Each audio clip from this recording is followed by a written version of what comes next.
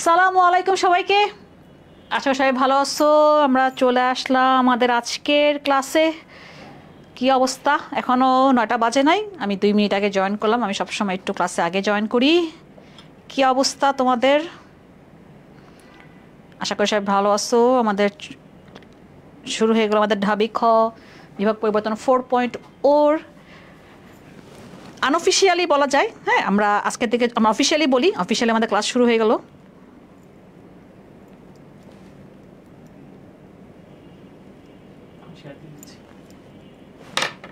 এতে দিও যে তোমার বেগুলাতে।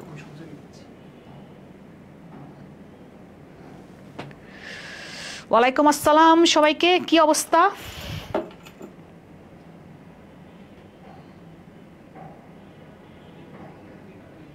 এই যে সবাই চলে আসছে ক্লাস করতে। সবাই জয়েন করো, আমরা 2-1 মিনিটের মধ্যে ক্লাস শুরু করে দিব। ফার্স্ট ক্লাস, ওকে। কি অবস্থা বলো তোমাদের?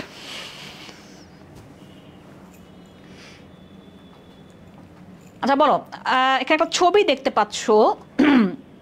ছবির পিছনে একটা ভাস্কর্য দেখা যাচ্ছে। তোমরা আমাকে এই প্রশ্নটার উত্তর দাও যে এই ভাস্কর্যের নাম কি এবং এটা কোথায় অবস্থিত। তোমাদের যাদের ড্রিম, সেই ড্রিম ইউনিভার্সিটিতে এটা, তাহলে বলো। সেপ্টেম্বরে আসবে বই, সেপ্টেম্বরে আসবে।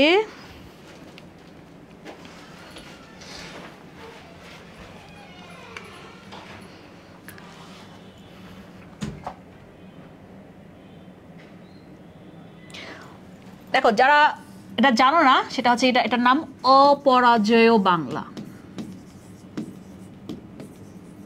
এই কোশ্চেনটা কিন্তু প্রায় আসে। দেখো, এই দেখো আমাদের এখানে ছবিতেও দেখো, এই ছবিটা দেওয়া আছে, দেখছো? ভাস্কর্যটা কোথায়? কলা ভবন। তোমরা যেখানে পড়তে চাও, হ্যাঁ, যে ডিপার্টমেন্টগুলো পড়তে চাও, কলা ভবনে, ঢাবিতে। সৈয়দ আব্দুল্লাহ খালেদ ভাস্কর, এগুলা কিন্তু আসে আমাদের পরীক্ষায়।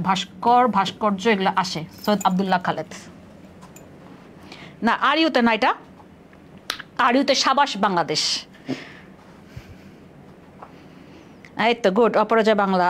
ওয়ালাইকুম আসসালাম। ময়মনসিংহে কি আছে বলো তো দেখি, যে ময়মনসিংহ লিখছো বলো। ময়মনসিংহেও কিন্তু একটা ভাস্কর্য আছে।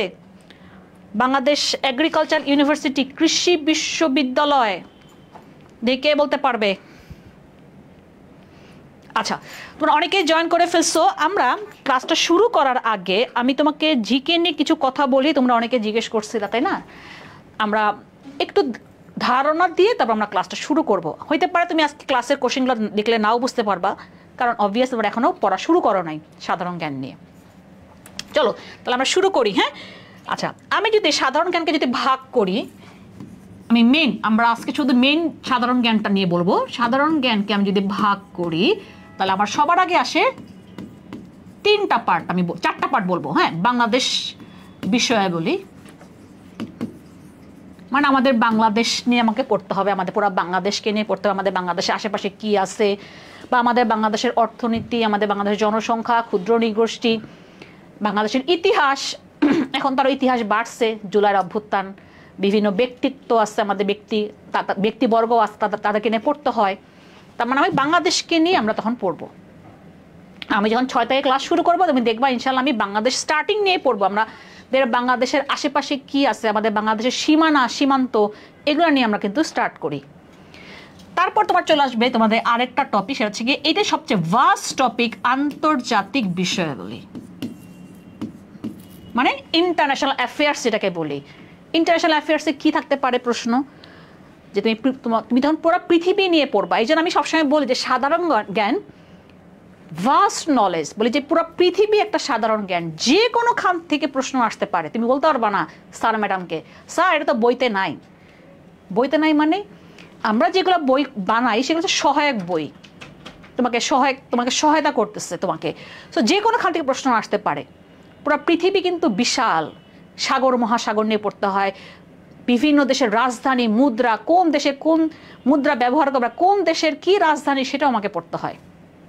যেমন আমাদের বাংলাদেশের রাজধানী তুমি জানো, বললাম না, এখন আমাদের প্রশ্ন আসতে পারে উগান্ডার রাজধানী কি, তোমাদের প্রিয় উগান্ডা দেশ, বা উগান্ডা মুদ্রা আসে না কিন্তু রাজধানীটা আসে কাম্পালা, এরকম আর কি। বা ইংল্যান্ডের রাজধানীর নাম কি, আইসল্যান্ডের রাজধানীর নাম কি, বা ওই দেশের ধরো আমরা যেমন মনে করো এখন আমাদের সাম্প্রতিক একটা হচ্ছে গিয়ে ইসরায়েল ফিলিস্তিন কনফ্লিক্ট, দেখা যাচ্ছে ইসরায়েল নিয়ে প্রশ্ন আসতেছে, বা ইরান নিয়ে প্রশ্ন আসতেছে, বা ইরানের এখন বর্তমান প্রেসিডেন্টকে, বা কানাডার বর্তমান প্রধানমন্ত্রীকে যদি কোনো চেঞ্জ হয় তখন এখান থেকে প্রশ্ন আসে। তার মানে আমাকে ইন্টারন্যাশনাল ভাস্ট এইটা হচ্ছে কি অনেকে দেখা যায় বুঝতে কষ্ট হয়, কারণ যে বললাম আমাদের বাংলাদেশ নিয়ে আমি আমার দেশ নিয়ে পড়তেছি, ছোট্ট একটা দেশ, এটা নিয়ে আমি পড়বো, কিন্তু যখন আমি ইন্টারন্যাশনাল টপিকে আসবো আমাকে ভাস্ট নলেজ দিয়ে পড়তে হবে, সব কিছু ক্লাসে গুছায় পড়া দেওয়া হবে। দেন আমি যদি আসি সাম্প্রতিক বিষয় বলি, এটা বাংলাদেশ থেকেও হইতে পারে ইন্টারন্যাশনাল থেকে হইতে, তো আমি এখানে লিখি বাংলাদেশ অ্যাফেয়ার্স আর কি ইন্টারন্যাশনাল অ্যাফেয়ার্স, এভাবে লিখলাম আর কি সংক্ষেপে।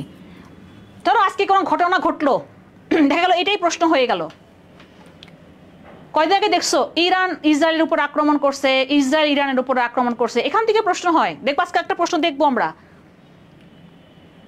2 বছর আগে যখন হামাস যখন ইসরায়েলের উপর আক্রমণ করলো, এই প্রশ্নটা পরপর 2 বছর আসছে ডিউতে।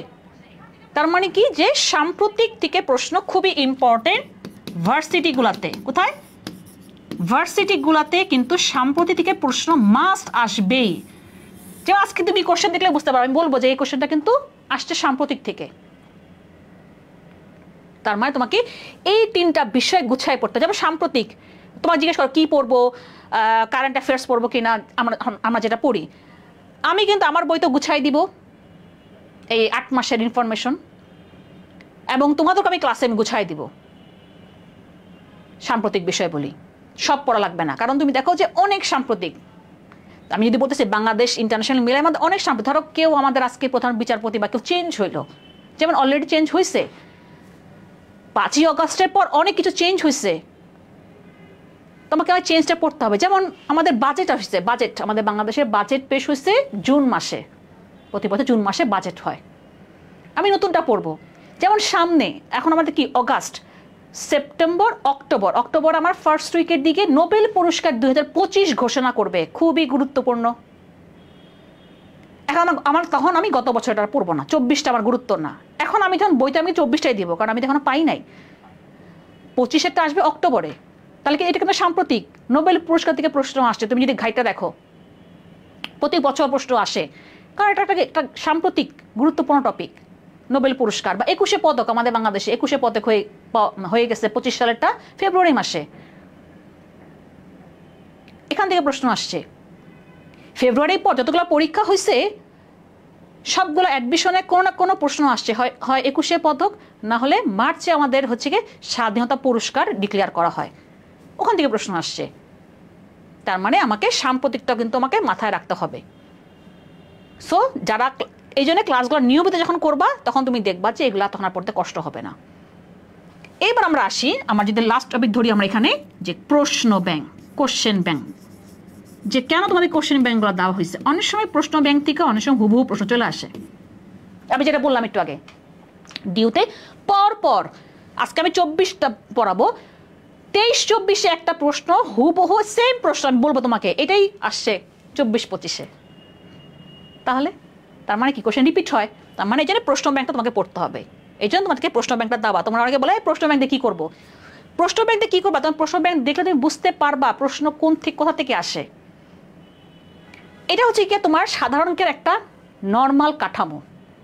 এখন তোমরা বলছো অনেকে যে আমরা জাবিতে পরীক্ষা দিব, হ্যাঁ, যখন আমরা যে ইউনিভার্সিটিতে পরীক্ষা দেওয়া হবে জেইউর জন্য আমার কি লাগে, ম্যাথ লাগে, আইকিউ লাগে, তখন তোমাকে আমি ম্যাথ আইকিউ পড়াবো, তোমাদের পড়ানো হবে। সিইউতে আমার ডি ইউনিটে মেনলি আমার লাগে হচ্ছে কি আইকিউ লাগে, আইকিউ অ্যানালজি সব আইকিউর মধ্যে চলে আসতেছে। এই যে আইকিউ তোমাকে ক্লাস করা হবে, তোমার এখানেও কাজে লাগবে। তার মানে তোমাকে আগে এগুলা, তোমার ক্লাস শুরু হবে কিন্তু এগুলা দিয়ে, তোমরা কখন বলে হ্যাঁ আমাদেরকে আইকিউ ক্লাস দেন, না, আমাদের আইকিউ ক্লাসের পরে হবে, তুমি তো আগে এগুলো নিয়ে তুমি করো, এখানে নাম্বার বেশি, তুমি আগে এখানে ফোকাস করো, তারপরে গিয়ে আমরা এগুলা করবো। আমরা তো জানি কোন সময় কোন ক্লাস দিতে হবে। সো তাড়াহুড়া করার কিছু নাই, তাড়াহুড়া করবা না, তোমাদেরকে আমরা রুটিন সেট করে দিছি, আমরা সেই রুটিন ওয়াইজ চলবো, তুমি আমাদের সাথে ফলো করবা। আমাদের আজকে ক্লাস, পরের দিন এক্সাম, ডেইলি এক্সাম, এভাবে করে আমাদের কিন্তু ক্লাসগুলো চলবে। আবার সপ্তাহের শেষ হইলে আমাদের উইকলি এক্সাম, ওই 6টা ক্লাসের উপরে, এভাবেই করে আমরা চলবো। তাহলে কি বোঝা গেছে সাধারণ জ্ঞানের এই সিলেবাসটা কি বোঝা গেছে? এখন তুই বলবা, আমাকে জিজ্ঞেস করছো যে আমাদের তো কয়েকদিন আপনারা একটা পরীক্ষা নেবেন, সেই পরীক্ষার সিলেবাস কি? আমি তোমাকে কি সিলেবাস দিব? তোমাদের তো একটা বোর্ড বই না যে বোর্ড বইতে এগুলো আছে, তোমরা এগুলো পড়ো। আমরা যে বলি সাধারণ জ্ঞান কেন বলতেছে, এটা আউট নলেজ। অনেক কিছু আছে যেটা আমাদের লাইফ থেকে শিখে, এগুলোই পরীক্ষায় প্রশ্ন আসে। এগুলো এমনও হয়েছে যে কোনো বইতেই নাই। আমরা তো এগুলো বই কি বলতেছি, কিন্তু বোর্ড বই না। হ্যাঁ, সো তার মানে হচ্ছে গিয়ে আজকে আমি কি বললাম, আজকে ধরো কোনো ঘটনা ঘটতেছে, কোনো গুরুত্বপূর্ণ ঘটনা, যেমন কয়দিন আগে আমরা জানি যে রাশিয়া ভার্সেস ইউএসএ, পুরো পৃথিবীটা এইভাবে ভাগ করা আছে। কয়দিন আগে আমরা কি দেখছি, পুতিন আর ডোনাল্ড ট্রাম্প হাতে হাত মিলায় মিটিং করতেছে। এটাই কিন্তু একটা নিউজ। এখান থেকে প্রশ্ন আসতে পারে, বলতে পারে যে সম্প্রতি ডোনাল্ড ট্রাম্প ও হচ্ছে কি পুতিন কোথায় গিয়ে মিলিত হয়েছে। তার মানে কি, এটা একটা প্রশ্ন, একটা সাধারণ জ্ঞান, এটা বইতেও নাই দেখা গেল আর কি। এখান থেকে প্রশ্ন আসতে পারে। সো এইভাবে তোমার কিন্তু সাধারণ জ্ঞান শিখতে হবে। খালি পাইছো বইতে খালি মুখস্থ করে যাব, এটা না। সো কি আইডিয়া হয়েছে? এবার বোঝা গেছে জিনিসটা কি?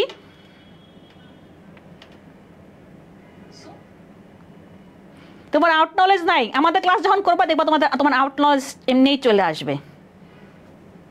ওকে, তার চলো তাহলে আমরা শুরু করি।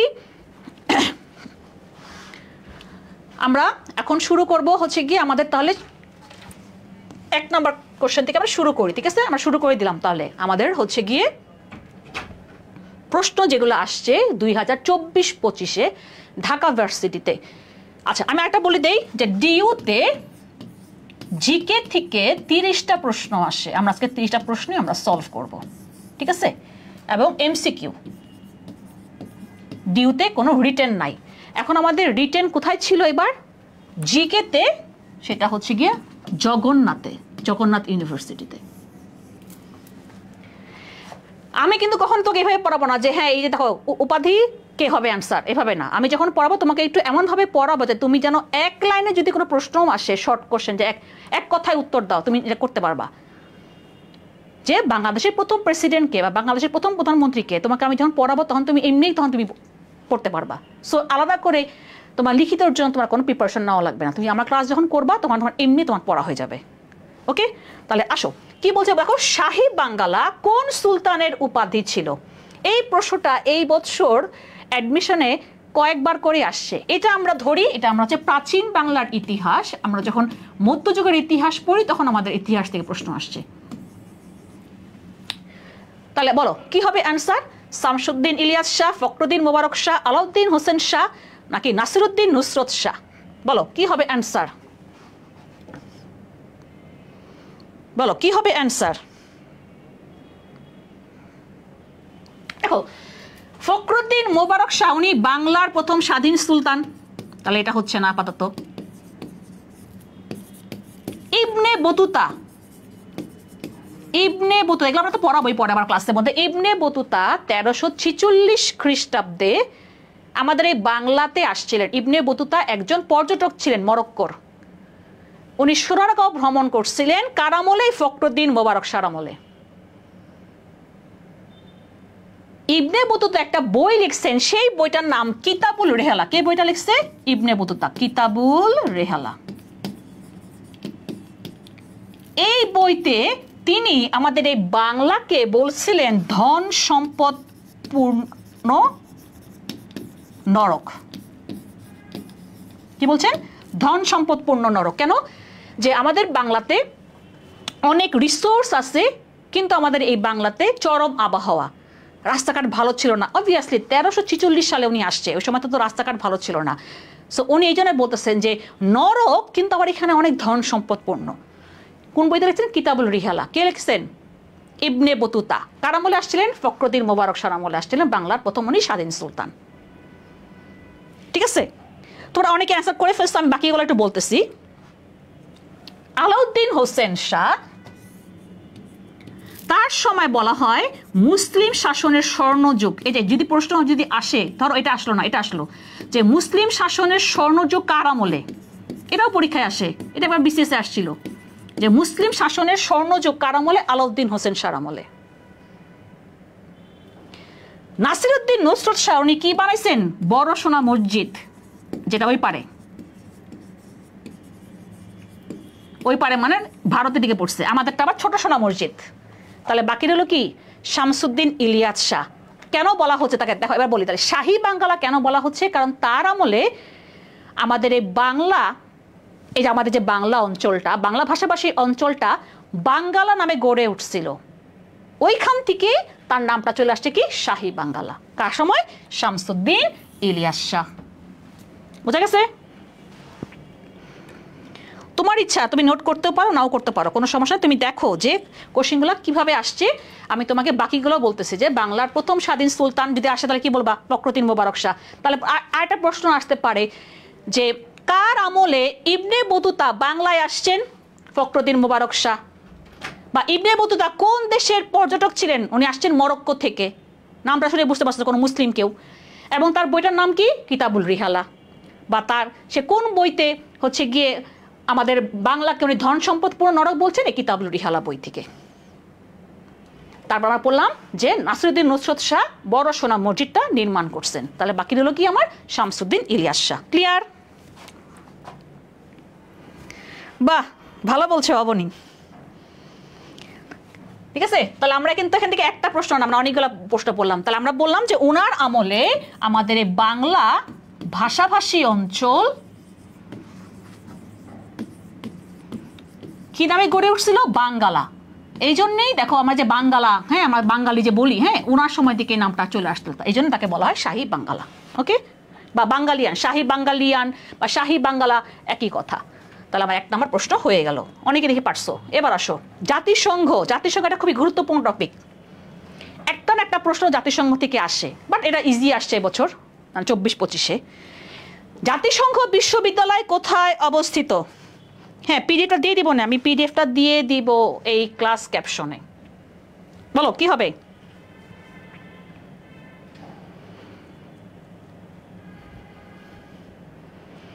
তোমার ইচ্ছা, না করলেও পারো, তুমি খালি দেখো, তুমি কোশ্চেনগুলো অ্যানালাইসিস করো। জাতিসংঘ বিশ্ববিদ্যালয় কোথায় অবস্থিত, বলো কি হবে অ্যান্সার। জাতিসংঘ বিশ্ববিদ্যালয়, দেখো এই যে জাতিসংঘ বিশ্ববিদ্যালয়, একবার ইংলিশে প্রশ্ন আসছে, দেখো ইউনাইটেড নেশনস, জাতিসংঘ ইউনিভার্সিটি, তাই না, ইউনাইটেড নেশনস ইউনিভার্সিটি, এইটা একবার সংক্ষেপে প্রশ্ন আসছিল, ইউএনও। ইউএনও জাতিসংঘ বিশ্ববিদ্যালয় কোনো একটা দেশের রাজধানীতে, বলো এখন আমি তোমাকে হিন্ট দিয়ে দিছি, বলো কোনো একটা দেশের রাজধানীতে, বলো কি হবে অ্যান্সারটা। জেনেভা বলছে অনেকে, তাই না, আরমান বলছে জেনেভা। জেনেভা তো রাজধানী না, বলছে কোন একটা দেশের রাজধানীতে। আচ্ছা, নিয়মটা কি দেখুন বলি। এই জাতিসংঘ যে একটা সংস্থা, আমরা জানি একটা সংস্থা, এই সংস্থার সদর দপ্তর নিউ ইয়র্কে। ঠিক আছে, এই সংস্থার জাতিসংঘের ইউরোপীয় সদর দপ্তর জেনেভা। আমরা দেখাবো না ছবি, বুঝছো, আমরা অনেক ছবি দেখাবো যখন আমরা ক্লাস করব। ইউরোপীয় সদর দপ্তর, সেটা আমার জেনেভা। সো তুমি তাহলে নিউ ইয়র্কটা পাইলা যে হেডকোয়ার্টার, এটা কত পরীক্ষা আসে। তাহলে দেখো আরো 2টা প্রশ্ন পড়াই ফেললাম আমরা। যদি বলতো জাতিসংঘের হেডকোয়ার্টার, তাহলে নিউ ইয়র্ক। এই যে সামনে সেপ্টেম্বর মাস আসতেছে না, 3য় মঙ্গলবারে এই জাতিসংঘের সাধারণ পরিষদের অধিবেশন বসবে, এই যে নিউ ইয়র্কের এই হেডকোয়ার্টারে। দেখবো আমাদের কে যাবে, আমাদের বাংলাদেশ থেকে কে যাবে, আমাদের প্রধান উপদেষ্টা যাবে। দেখবো আমাদের পড়ার সময় চলে আসবে, আমরা যখন পড়বো এই নিউ ইয়র্কে হবে। তাহলে আমরা দেখলাম ইউরোপীয় হেডকোয়ার্টার জেনেভাতে। তার মানে আমি বললাম যে কোনো একটা দেশের রাজধানীতে জাতিসংঘ বিশ্ববিদ্যালয়, সেটা কোথায়, টোকিও, জাপান। তাহলে আমি জাপানটাও লিখে দিই, কারণ অনেক সময় অপশনে টোকিও না থাকলে কি থাকবে, জাপান থাকবে। ক্লিয়ার? দেখো ক্লিয়ার কিনা। তাহলে আমরা আরো 3টা প্রশ্ন পড়ে ফেললাম, 2টা প্রশ্ন, মোট 3টা প্রশ্ন পড়ে ফেললাম একটা প্রশ্ন থেকে।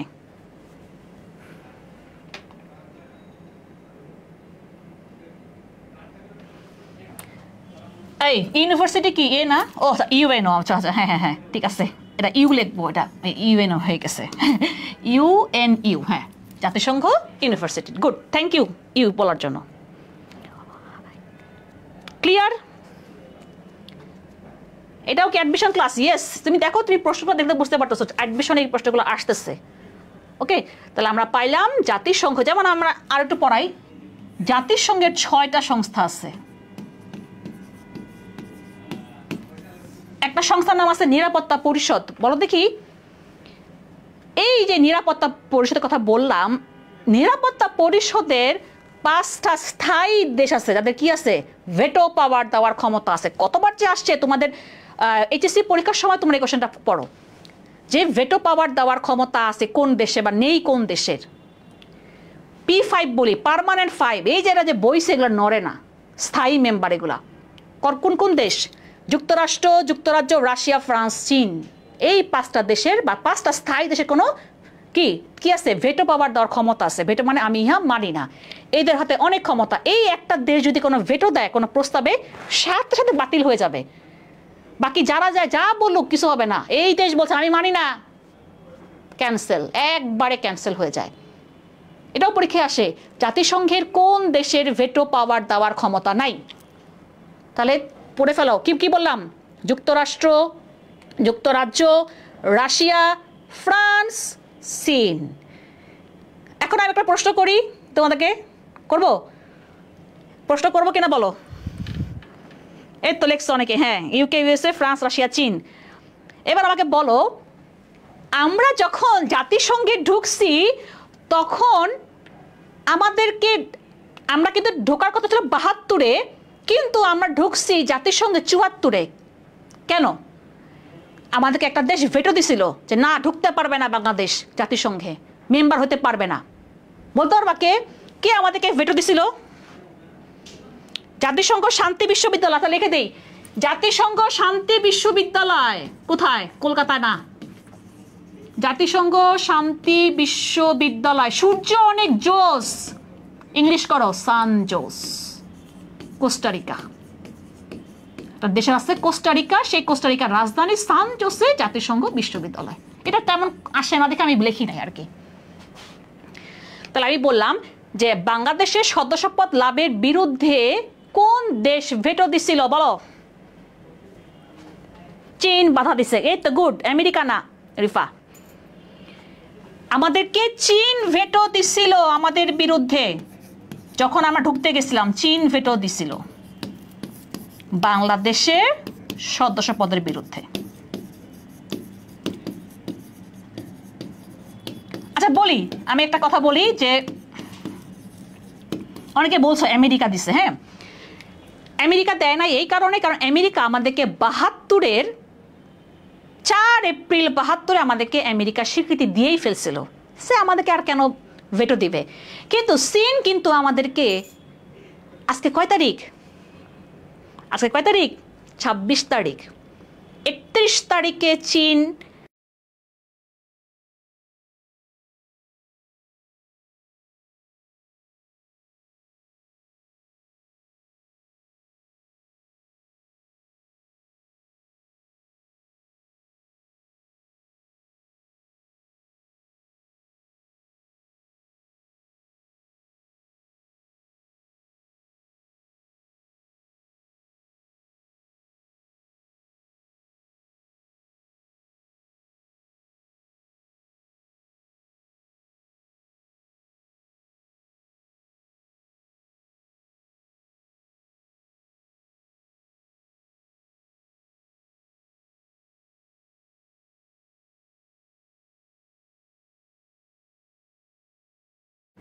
দেখো তো, এটা দেখো তো চলতেছে তো নাকি? আসতেছি, আসি আসি আসি। তোমাদের মানে এতে ক্যামেরা হট হয়ে গেছে বুঝছো? আসি, এই চলে আসছে। ইউএসএ আমেরিকা একই কথা, ইউনাইটেড স্টেটস অফ আমেরিকা আমরা সংক্ষেপে আমেরিকা বলি আর কি, ঠিক আছে? বা মার্কিন যুক্তরাষ্ট্র একই কথা। দেখো আসছে, আসছে দেখো, হ্যাঁ আসছে। ওকে, তাহলে আমরা অনেকগুলো প্রশ্ন পড়ে ফেলাম। জাতিসংঘ খুবই গুরুত্বপূর্ণ টপিক। তুমি জাতিসংঘ থেকে তুমি প্রশ্ন পাবা, তুমি যে ইউনিভার্সিটিতে যাও না কেন। আমরা আরো খুব ভালোভাবে পড়বো। হ্যাঁ, আমি তারপর তোমাকে কিছু কোশ্চেন বলে দিলাম। হ্যাঁ, জাতিসংঘ থেকে প্রশ্ন আসে, ভার্সিটিগুলোতে জাতিসংঘ থেকে প্রশ্ন মাস্ট আসে। ওকে, এবার 3 নাম্বার আসো। এটাকে ধরা যায়, এটা মৌলিক ধরা যায়। আমরা এগুলো কিছু পড়াবো, আমরা যখন তত্ত্ব পড়াই বা কিছু যে প্রবক্তাকে, হ্যাঁ না, এগুলো থেকে তখন চলে আসে আর কি।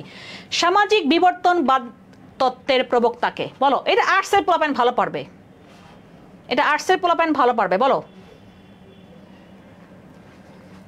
উনি হচ্ছে গিয়ে বিবর্তনবাদের প্রবক্তা, বিবর্তনবাদের।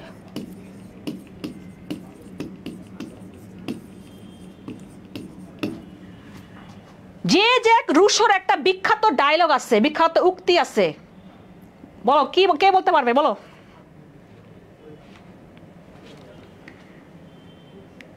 Yes, Herbert Spencer. দেখি সবাই কি আনসার দেয়, দেখি।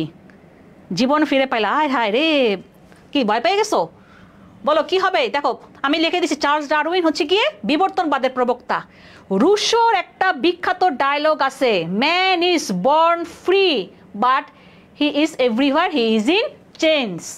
যে আমরা সবসময় কি শৃঙ্খলিত হয়ে জীবনযাপন করি। এই ডায়লগটা অনেকবার আসতেছে, উক্তি। কে বলছেন?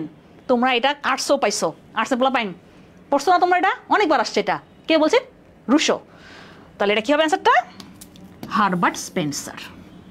তার মানে প্রবক্তা থেকে এরকম প্রশ্ন আসে, বা এই তত্ত্বের প্রবক্তাকে, এরকম জিনিসগুলো আসে। ঠিক আছে, যেমন বিগ ব্যাং তত্ত্বের প্রবক্তাকে, জিল এমেটার, এটা অনেকবার আসে। সো এই জিনিসগুলো দেখো, প্রবক্তা, এগুলো আমরা সব পড়াবো ক্লাসের মধ্যে। তোমাকে আমি টপিকটা বলে দিচ্ছি যে কোন টপিক থেকে প্রশ্ন হয়েছে।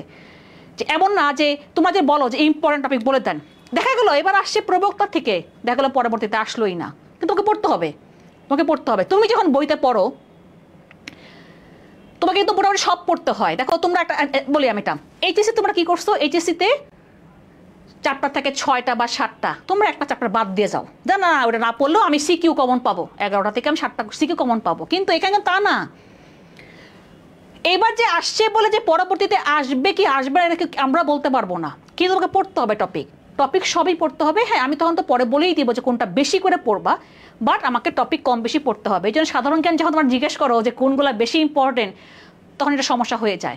যে কোনোখান থেকে প্রশ্ন আসতে পারে, আমি তোমাকে বারবার বলে দিচ্ছি। মানুষ স্বাধীনভাবে জন্মগ্রহণ করে কিন্তু সর্বদা সে শৃঙ্খলাবদ্ধ। এটাই বললাম যে man is born free but everywhere he is in change. বাংলায় দেয় বা কোনো সময় ইংলিশেও দেয়। আমি তোমাকে ইংলিশে বলে দিলাম। কে বলছে এটা? রুশো। এবার দেখো, বিখ্যাত ট্রয় নগরী কোন দেশে অবস্থিত? তার মানে এটা অবস্থান থেকে প্রশ্ন আসছে, বা বিখ্যাত স্থান থেকে আসছে। বিখ্যাত স্থান টপিকের নাম, এটা ইন্টারন্যাশনাল টপিক, এটা আমি পড়াবো। শুধু তো একটা না যে হ্যাঁ ট্রয় নগরী, এটাও কিন্তু একটা প্রিভিয়াস ইয়ারের প্রশ্ন। তুমি ঘাটো, প্রিভিয়াস ইয়ারের প্রশ্ন। আমি যখন গতবার আমরা যখন যে 3.0-তে আমার যখন পরীক্ষা নিয়েছি, আমি দেখছি এটা এই কোশ্চেনটা আমি অনেকবার সেট করছি।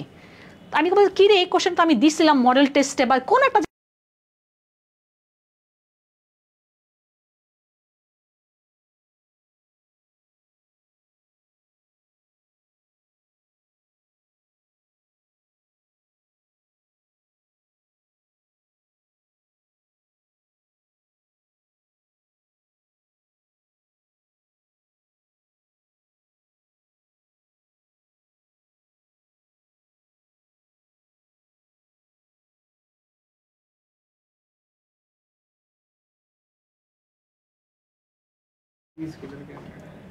এসিবি ক্যামেরা কই? এসিবির ক্যামেরা রকি বকি সরাই ফেলছে। এত হচ্ছে কেন? দেখো তো এসি ঠান্ডা হচ্ছে না, দেখে এরকম ঠান্ডা হচ্ছে না। দেখো, এই যে আমরা চলে আসছি। তোমরা যেরকম অনেক হট, মাথা গরম, আমাদের ক্যামেরা হট হয়ে গেছে, বুঝছো? দেখো, বিখ্যাত ট্রয় নগরী কোথায় অবস্থিত? গ্রিস হবে না। অনেকে বলতেছো গ্রিস, তোমাদের মানে কোনো একটা সময় তুমি গ্রিসে পড়ছো, বাট বর্তমানে যে এলাকাতে পড়ছে, যেমন আমি বলি, আমরা বলি যে আমাদের মুজিবনগর, যেখানে আমাদের হচ্ছে গিয়ে অস্থায়ী সরকারের শপথ নেওয়া হয়েছে, মুজিবনগর, সেটার নাম বৈদ্যনাথ তলাতে ছিল। তো আমরা প্রশ্নটা প্রায় আসে যে মুজিবনগর বা বৈদ্যনাথ তলা কোন জেলায়? তো 71-এ আমাদের জেলা কম ছিল তখন ছিল কিন্তু কুষ্টিয়া জেলার মধ্যে, কিন্তু বর্তমানে আমার মেহেরপুরে পড়ছে। এখন যদি অপশনে কুষ্টিয়া থাকে তুমি কি কুষ্টিয়া দিবা? না, কি দিব? মেহেরপুর দিব। মানে বর্তমানে আমার মেহেরপুরে চলে গেছে। তার মানে কি হবে অ্যান্সার? এটা তুরস্ক। তুরস্ক দিয়ে আমি আরেকটা প্রশ্ন পড়াবো। তুরস্কের আরেকটা নাম আমরা এখন বর্তমানে উচ্চারণটা করে তুর্কিয়ে বলে। তুরস্ক নিয়ে আরেকটা যেটা প্রশ্ন আসে সেটা একটু বলে দিই। হ্যাঁ, সেটা থেকে আমরা তো ইন্টারন্যাশনাল পড়াবো, মহাদেশ পড়াবো। পৃথিবীতে আমাদের মহাদেশ 7টা। আমাদের কিছু কিছু দেশ ইউরোপে পড়ছে, কিছু কিছু দেশ পড়ছে এশিয়াতে। একে বলে আমরা ইউরেশিয়া বলি। ইউরোপ প্লাস এশিয়া, এই তোমরা সংক্ষেপে বলো না, দুইটা মিলে যোগ মিলে এখন তোমার কত কিছু উপায় করে। ইউরোপ প্লাস এশিয়াকে বলে ইউরেশিয়া। তো একটা শহর সেটা আমি লিখবো, তোমরা বলবা ইউরোপ ও এশিয়ার মধ্যে পড়ছে। শহরটা কি বলতো? ইউরোপ ও এশিয়ার মধ্যে পড়ছে। দুইটা মহাদেশের মধ্যে পড়ছে, ইউরোপ ও এশিয়ার মধ্যে পড়ছে। বলো কোন শহরটা? এই প্রশ্নটা আসে, কোন শহরটি দুটি মহাদেশে অবস্থিত? দেখো, ইউরোপ একটা মহাদেশ, এশিয়া একটা মহাদেশ। শহরটার নাম কি? যে শহরটা তুরস্কতে পড়ছে। দেখি বলো, কে কার মনে আছে এগুলা? দেখি, একটা শহর দুইটা মহাদেশে, ইউরোপ আর এশিয়ার মধ্যে, ইউরেশিয়া বলি আমরা। এই শহরটা তুরস্কের মধ্যে পড়ছে। এই কোশ্চেনটা এই বছর আমাদের নার্সিংহোম আসছিল অ্যাডমিশনে। এবার একটা কমন প্রশ্ন, খুব ইজি প্রশ্ন, বলো দেখি। এই তো গুড ইস্তাম্বুল, এই তো গুড, বা আমার আগে দিকে বলে ফেলাইছো। ইয়েস, ইউরোপ প্লাস এশিয়ার মধ্যে আমার ইস্তাম্বুল পড়ছে। কোথায়? ইস্তাম্বুল পড়ছে তুরস্কতে। তুরস্কের রাজধানী কি? আবার কয়ে ফেলো না ইস্তাম্বুল। আমরা সবাই চিনি, আমরা নামটা চিনি, ইস্তাম্বুল আমরা নামটা চিনি, কিন্তু তুরস্কের রাজধানী আঙ্কারা। দেখছো? আরো কটা প্রশ্ন পড়ে ফেললাম আমরা। ফ্রান্সের রাজধানী কি? প্যারিস। প্যারিসে কি আছে? Louvre museum. এটাও পরীক্ষায় আসে। লুভর জাদুঘর লিখলাম, যাও। প্রশ্ন আসবে, লুভর মিউজিয়াম কোথায় অবস্থিত? প্যারিসে। ফ্রান্সের রাজধানী প্যারিসে।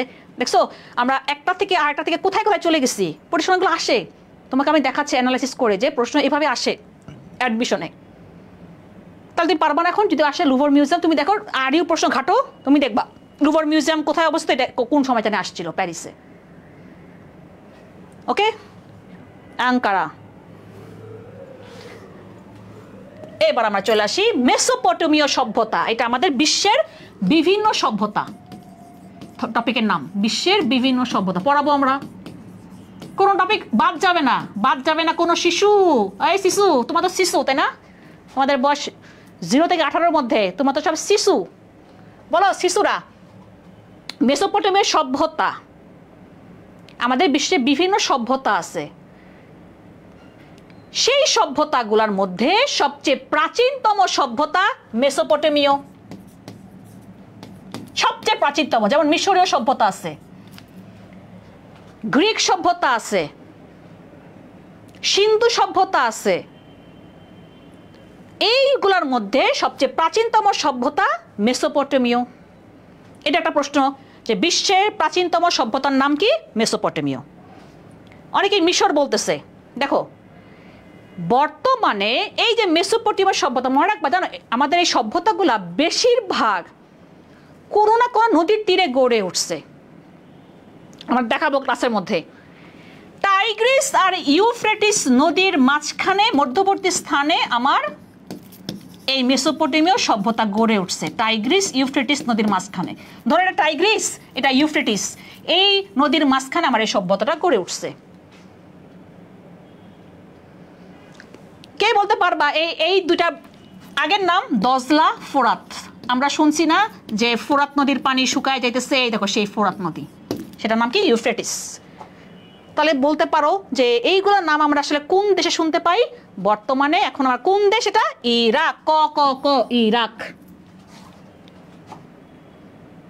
তার মানে আমরা আরো দুটা প্রশ্ন পড়ে ফেললাম। যে প্রশ্ন আসে যে মেসোপটেমীয় সভ্যতা কোন নদীর তীরে গড়ে ওঠে? Tigris, Euphrates. যদি এটা আসে, দজলা, ফোরাত। আর এটা আমাদের বিশ্বের সবচেয়ে প্রাচীনতম সভ্যতা কি? মেসোপটেমীয় সভ্যতা। বর্তমানে আমার এখানে কি এখন? ইরাক। ক কারণ আমরা ইরাক কি নাম নিয়ে ঝামেলা আছে, কারণ ইরাক ইরান পাশাপাশি দেশ, নামটাও কাছাকাছি। ওকে, ক্লিয়ার? ইরাক। এবার আসো আরেকটা প্রশ্ন, এইটাও সভ্যতা, কেন জানি আমি একটু বলি, একটু মজা কথা বলি। ঢাকা ভার্সিটিতে গত 2 বছর ধরে ওরা না একটা টপিক থেকে 2টা প্রশ্ন করে ফেলছে। যেমন দেখো, এটাও কি, এটাও কিন্তু আমার বিশ্বের বিভিন্ন সভ্যতা। আচ্ছা, ক্লাস কেমন লাগতেছে? বিশ্বের বিভিন্ন সভ্যতা, বিশ্বের বিভিন্ন সভ্যতা, একই সেম টপিক। এটা কি? মিশরীয় সভ্যতা। এটা পড়লাম কি, মেসোপটেমিয়া, এটা কি মিশরীয় সভ্যতা থেকে আসছে। মিশরীয় সভ্যতা, তোমরা অনেকে জানি মিশরীয় আনসার করতেছো। আমাকে বলো দেখি, এই মিশরীয় সভ্যতা কোন নদীর তীরে গড়ে উঠছে? দেখি বলো।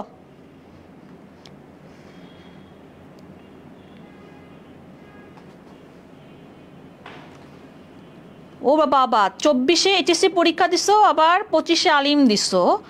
24-এ তুমি পরীক্ষা দিয়ে ফেলছো, আবার আলিমের সার্টিফিকেট, এটা তো আসলে বলতে পারবো না, এবার তো হয় না। সাধারণত আমাদের এইচএসসি যেই মানে ব্যাচ পাসিং ইয়ার, সেটা সেইখানে তুমি পরীক্ষা দিয়ে ফেলছো, তুমি মনে হয় আর পারবা না ঢাকা ভার্সিটিতে পরীক্ষা দিতে।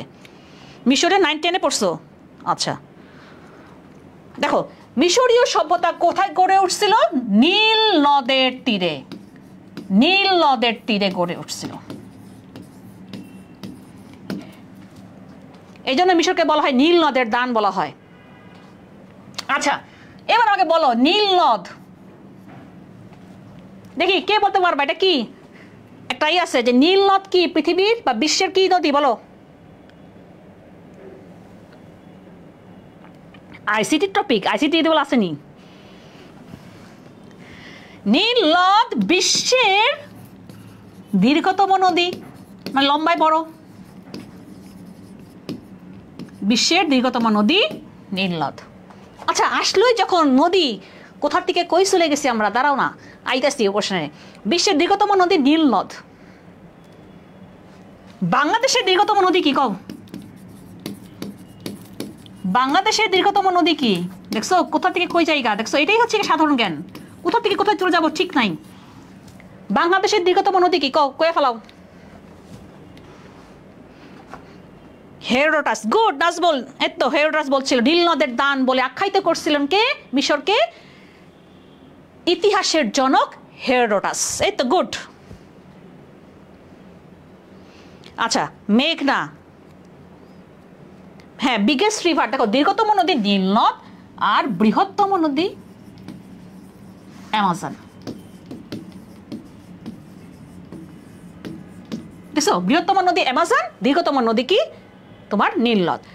বাংলাদেশের দীর্ঘতম নদী পদ্মা।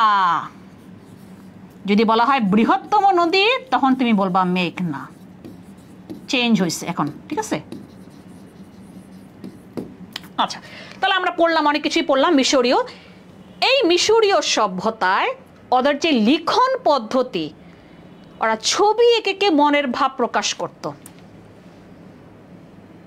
ঠিক আছে, সেই ছবি এঁকে মনের ভাব প্রকাশ করতো, সেটাকে ওরা কি বলতো? হায়ারোগ্লিফিক। কি বলতো? হায়ারোগ্লিফিক। তার মানে হায়ারোগ্লিফিক কোন প্রাচীন সভ্যতার লিখন পদ্ধতি এখন তো বুঝেই ফেলছো। ঠিক আছে, জিন্না, মিসিসিপি না, দীর্ঘতম তোমার নীল নদ। ঠিক আছে, ওটা তো যৌথভাবে মিসিসিপি, মিসৌরি। তুমি এককভাবে যখন বলবা, কে যে বলে জি না বলতেছে, এককভাবে যখন বলবা তখন নীল নদ, ওয়ান অ্যান্ড অনলি। যৌথভাবে বললে এটা আসে না পরীক্ষায়, এটাই আসে। তাহলে কি হবে আনসার? মিশরীয় সভ্যতা। কি হবে? মিশরীয় সভ্যতাতে লিখন পদ্ধতির নাম কি? হায়ারোগ্লিফি। আবার দেখা মানে পরে ছবি, যে এরা ছবি এঁকে মনের ভাব প্রকাশ করত। ক্লিয়ার?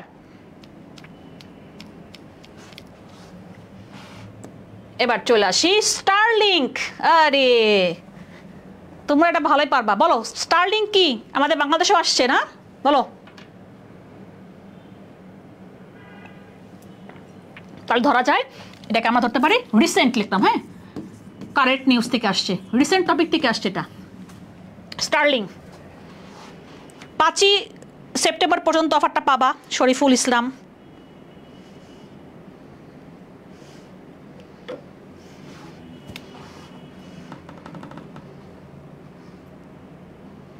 আচ্ছা, দীর্ঘতম বৃহত্তম আমাদের পার্থক্যটা কি দেখো। এই মাহিম একটু আয়, এদিকে আয়। আমার কাজ চুলকাচ্ছে প্রচুর। এই দেখো, এই যে আমার সামনে আমাদের মাহিম ভাই আছে, দেখো মাহিম আমার চেয়ে লম্বা, অবভিয়াসলি বুঝতেই পারতেছো। তার মানে কি মাহিম দীর্ঘতম, লম্বায় বড়। ও আচ্ছা, লম্বায় বড় আমার চেয়ে, দেখো লম্বায় বড়। আমি আবার পাশে বড়, তার মানে কি আমি বৃহত্তম। এই হচ্ছে গিয়ে পার্থক্য, যে লম্বায় বড় বা দৈর্ঘ্য বড় তাকে দীর্ঘতম বলবো, পাশে বড় হলে এটাকে বৃহত্তম বলবো। তোমরা তো আমাকে বলছো বৃহত্তম। আমি তাহলে আরেকটা জিনিস অ্যাড করি।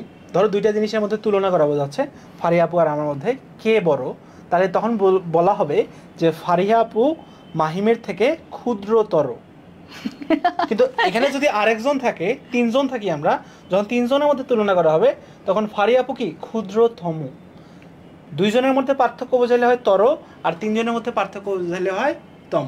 এটা কিন্তু তোমাদের মানে শুদ্ধ প্রয়োগ এবং অপপ্রয়োগে বাংলায় দেখো, বাংলাও বলে ফেলা হয়েছে, বাংলাও বলে ফেলা হয়েছে। পদ্মা নদী মেঘনা নদী থেকে দীর্ঘতম নাকি দীর্ঘতর, দুইজনের মধ্যে পার্থক্য বোঝাচ্ছে, তার মানে দীর্ঘতর।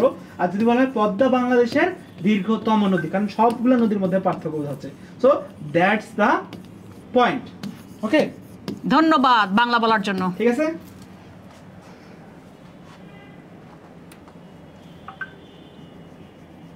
Wow, great example, thank you thank you. আচ্ছা, তাহলে স্টার্লিং কি একটা, স্টার্লিং হচ্ছে গিয়ে বলো, আমাদের বাংলাদেশে অলরেডি চলে আসছে স্টার্লিং, ঠিক আছে।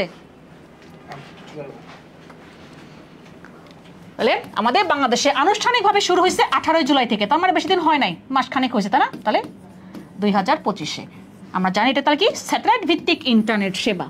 আমরা কিন্তু গত বছর যখন হচ্ছে কি আমাদের যখন বাংলাদেশে ইন্টারনেট চলে গেল, বন্ধ করে দিল, তখন সবাই বলতেছিল তাই না যে স্টারলিংটা থাকলে কিন্তু আমাদের তখন ইন্টারনেটটা আমরা কিন্তু একদম পুরা জিরো ইন্টারনেট থাকতাম না আর কি।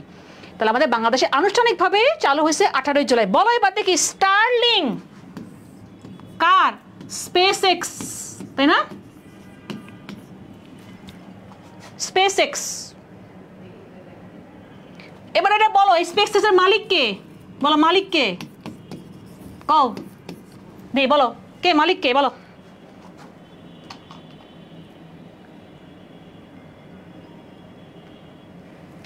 আমরা জানি স্পেস এক্স এর মালিক ইলন মাস্ক। বড়লোক বুঝছো, পৃথিবীর মধ্যে বড়লোক মানুষ, richest man of the world. 1 number থাকে, কখনো 2 নাম্বার থাকে, মানে 1-2 এর মধ্যে থাকে বেটা ইলন মাস্ক, বুঝছো। এটা চেঞ্জ হয় অনেক সময়, কিন্তু এই মোটামুটি এখন পর্যন্ত Elon Musk richest man of the world, বুঝছো। 20 মে তোমার প্রথমে পরীক্ষামূলকভাবে হয়েছে, আমি লিখছি আনুষ্ঠানিকভাবে যখন বলবে তখন তোমার হবে 18 জুলাই। খেয়াল কইরো, ঠিক আছে, খেয়াল কইরো 18 জুলাই আনুষ্ঠানিকভাবে বলা হয়েছে। হ্যাঁ, তখন আমরা পরীক্ষামূলকভাবে শুরু করছি, বাট আনুষ্ঠানিকভাবে আমরা 18 জুলাই। Yes, Elon Musk. ওকে, এবার আসো রাশিয়া ইউক্রেন যুদ্ধ। ওরে আল্লাহ, রাশিয়া ইউক্রেন যুদ্ধ নিয়ে এখনো প্রশ্ন আসতেছে। দেখো বলো কি প্রশ্নটা আসছে?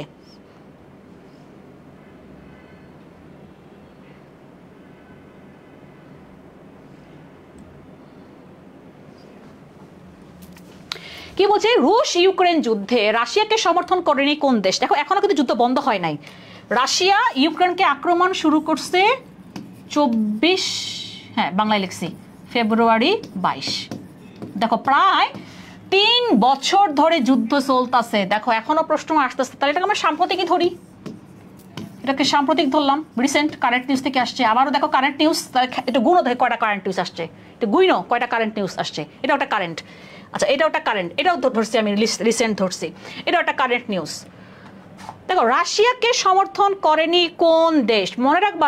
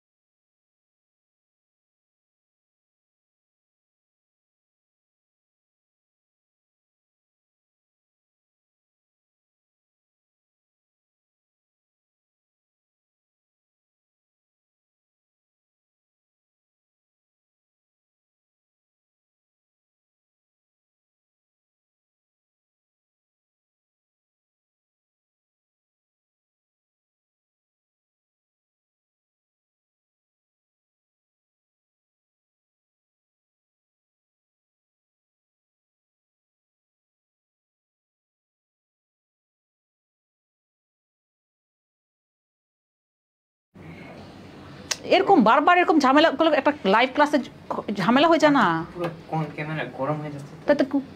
আমাদের এখানকার রেসিপি ক্যামেরা কোথায় এসিপির ক্যামেরার কোনটা হয়েছে? আবার ঠিক হয়েছে।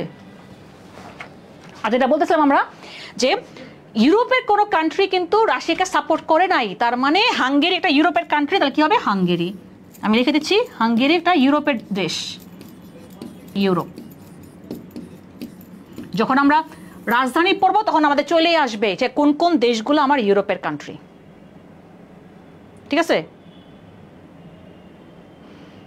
90 দশকের বিটিভি দেখো, দেখছো? আমি 90 দশকের মানুষ, তাই আর কি তোমাদেরকে একটু বিটিভি দেখাচ্ছি। দেখো তো এখন কি আসছে কিনা, দেখো তো আসছে তো। তাহলে আমাদের এটাও হয়ে গেল, 8 নাম্বার কোশ্চেন হয়ে গেল।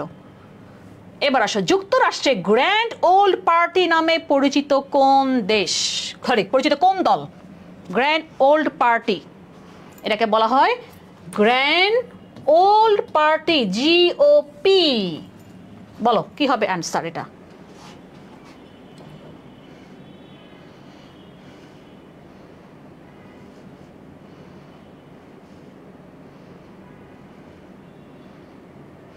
Grand old party, GOP. আমার বইতে ছিল এটা, এই কোশ্চেনটা। গ্র্যান্ড ওল্ড পার্টি নামে পরিচিত কোন দল? যুক্তরাষ্ট্রে আমরা জানি দ্বিদলীয় ব্যবস্থা, তাই না? আমরা জানি যে যুক্তরাষ্ট্রে কয়টা দল আছে, মেইন দুইটা দল, দুইটাই। এই দুটো দলই কিন্তু নির্বাচন করে। যেমন আমাদের বাংলাদেশে বহু দলীয়, তাই না? আমাদের বাংলাদেশে অনেক দল আছে, একটা দল না তো, অনেক দল আছে। কি কি দল আছে?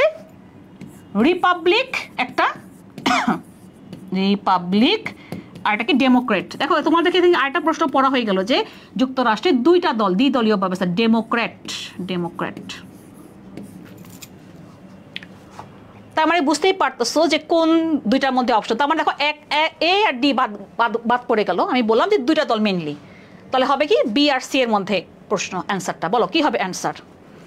রিপাবলিক নাকি ডেমোক্রেট, বলো।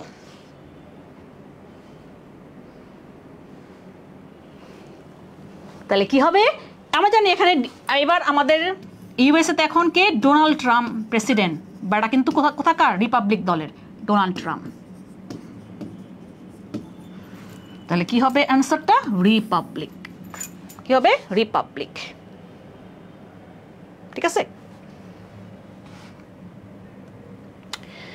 বাংলাদেশে বর্তমানে অন্তর্বর্তীকালীন সরকারের উপদেষ্টা পরিষদের নারী সদস্য কয়জন, বলো। এখানে আমি কিছু প্রশ্ন বলি। আমরা জানি 5ই আগস্টে আপাজান পালায় যাওয়ার পর 6 আগস্ট, দেখো আমি লিখতেছি না, মুখে বলতেছি, 6 আগস্ট 2024 সালে আমাদের রাষ্ট্রপতি জাতীয় সংসদ ভেঙে দিচ্ছেন। এরপর আমরা জানি যে 8ই আগস্ট অন্তর্বর্তীকালীন সরকার শপথ নিছেন। এই যে এটাও অনেকবার আসছে এই বছর, 8ই আগস্ট 2024 শপথ নিছে। আমাদের বর্তমানে এখন কম বেশি হচ্ছে, এখন আমাদের বর্তমানে সব মিলে 23 জনের মতো আছে উপদেষ্টা। কম বেশি হয়েছে, ঠিক আছে, কম বেশি হয়েছে। একজন বের হয়ে গেছেন, একজন মারা গেছেন, এরকম আর কি। এভাবে আবার কেউ ঢুকছে, এভাবে করতে মোট কয়জন? 23 জন আছেন, যার মধ্যে আমার 4 জন নারী উপদেষ্টা। কয়জন? 4 জন। তাহলে কি হবে অ্যান্সারটা? 4 নং হবে অ্যান্সার।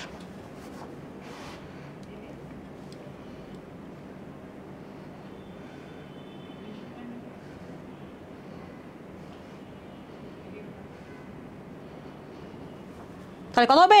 4 জন।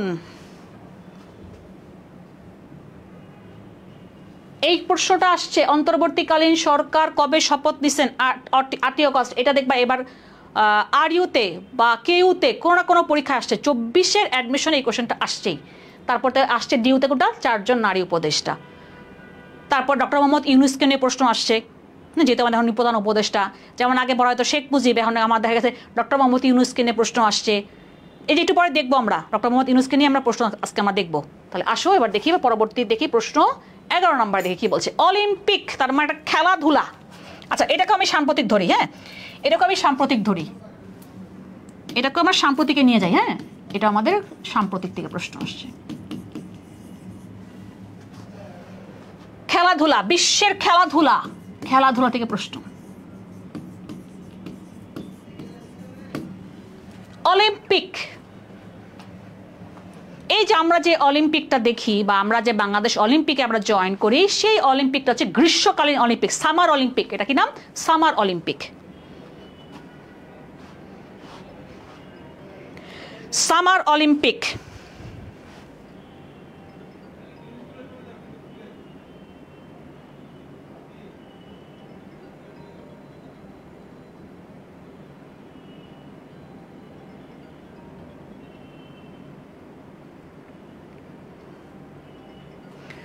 তাহলে আমি কি বললাম যে আমাদের এখন যে অলিম্পিকটা আমরা দেখি সেটা কি? গ্রীষ্মকালীন অলিম্পিক, সামার অলিম্পিক, যেটা 4 বছর পর পর হয়। উইন্টার অলিম্পিকও 4 বছর পর পর হয়। লাস্ট অলিম্পিক হয়েছে 2024 সালে। কোথায়? প্যারিসে।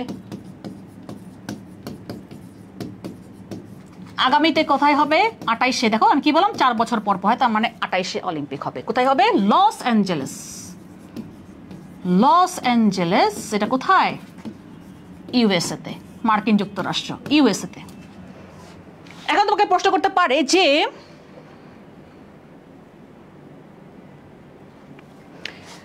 আমরা বাংলাদেশে গ্রীষ্মকালীন অলিম্পিকে কবে জয়েন করছি, বা কোন অলিম্পিকে? আমরা লস অ্যাঞ্জেলেস অলিম্পিকে 1984-এর আমরা বাংলাদেশ জয়েন করছি অলিম্পিকে। এখন তুমি দেখবা যে অলিম্পিকে একটা পতাকা আছে। অলিম্পিকের পতাকায় দেখো 5টা গোল্লা আছে। দেখো এটা 5টা গোল্লা। দেখো 1টা 2টা 3টা 4টা 5টা গোল্লা, মানে কি? বৃত্ত। এটা লেখা আছে এখানে, বৃত্ত বা চক্র, বৃত্ত বা চক্র, আমি বলি গোল্লা আর কি। হ্যাঁ, তো প্রতিটা গোল্লা কাকে নির্দেশ করে? পরীক্ষায় আসছে। দেখো দেশ, মহাদেশ, মহাসাগর, নাকি 5টি শহর। আমি দেখতে পাচ্ছি যে 1টা 2টা 3টা 4টা 5টা আমার গোল্লা দেখা যাচ্ছে। এই যে প্রতিটা বৃত্ত বা চক্র আমরা কাকে নির্দেশ করতেছি? বলো কাকে হবে? বলো কি হবে? জানো না? আচ্ছা ঠিক আছে, সমস্যা নাই। কি হইতে পারে বলো?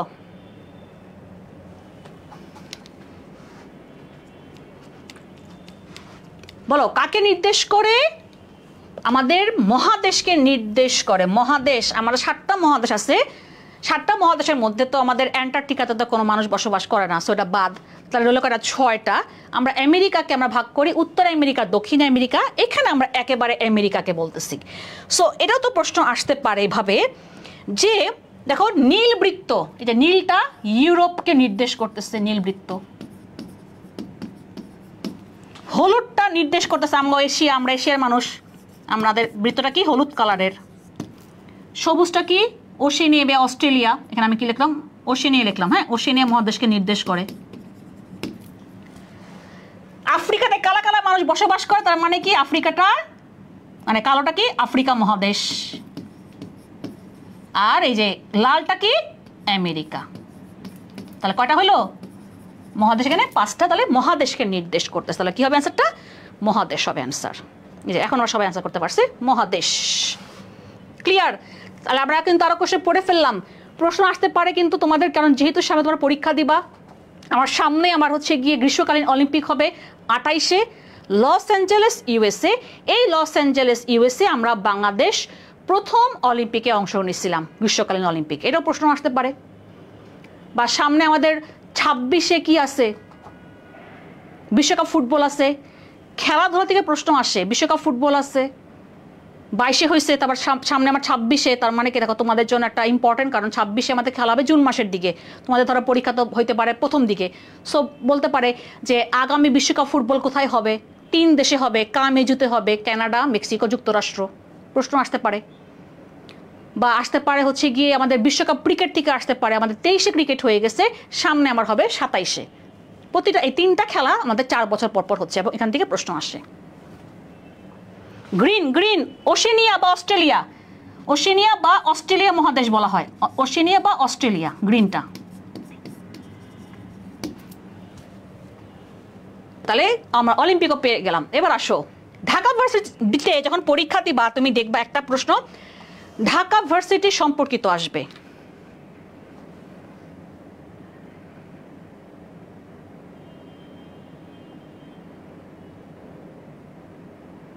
তিন দেশ মিলায়া, তাই না? আচ্ছা, এবার দেখি আমি আমাকে বলি, ঢাকা ইউনিভার্সিটি তুমি যখন প্রশ্ন যাবা পরীক্ষা দিতে, তুমি একটা প্রশ্ন তুমি পাবা ঢাকা বিশ্ববিদ্যালয় সম্পর্কিত। প্রশ্নটা কি আসছে তার মানে আমি এখানে লিখি যে ঢাকা বিশ্ববিদ্যালয় সম্পর্কিত, লিখি ডিইউ সম্পর্কিত। তুমি একটা প্রশ্ন পাও, ঢাকা ভার্সিটিতে প্রশ্ন আসলে ডিইউ দিয়ে প্রশ্ন আসবে, একটা প্রশ্ন আসবে। কি প্রশ্ন আসছে? 12 ভূঁইয়াদের মধ্যে, এটা আমরা ইতিহাসে পড়বো, 12 ভূঁইয়াটা আমরা ইতিহাসে পড়বো। 12 ভূঁইয়াদের মধ্যে ঢাকা বিশ্ববিদ্যালয় এলাকায় কার সমাধি আছে? তুমি যদি কার্জন হলে যাও, কার্জন হলের ভিতরে তুমি তার সমাধিটা পাবা। কার্জন হল কে বলো? ঈশা খা, মুসা খা, উসমান খা নাকি ফজল গাজী? আমরা জানি যে 12 ভূঁইয়াদের মধ্যে কিন্তু সর্বশ্রেষ্ঠ শাসক কিন্তু ছিল ঈশা খা। এবার তাহলে বলো কি হইতে পারে অ্যান্সারটা? এই যে ওই যে ওনারই কবর কিন্তু, যে প্রশ্নটা আসছে, হ্যাঁ, এটা কার্জন হলের ভিতরে। কার্জন হলের ভিতরে গেলে তুমি দেখতে পারবা, খুঁজে বাই করো আর কি। তাহলে বলো কি হবে অ্যান্সার? মুসা খা, মুসা খা।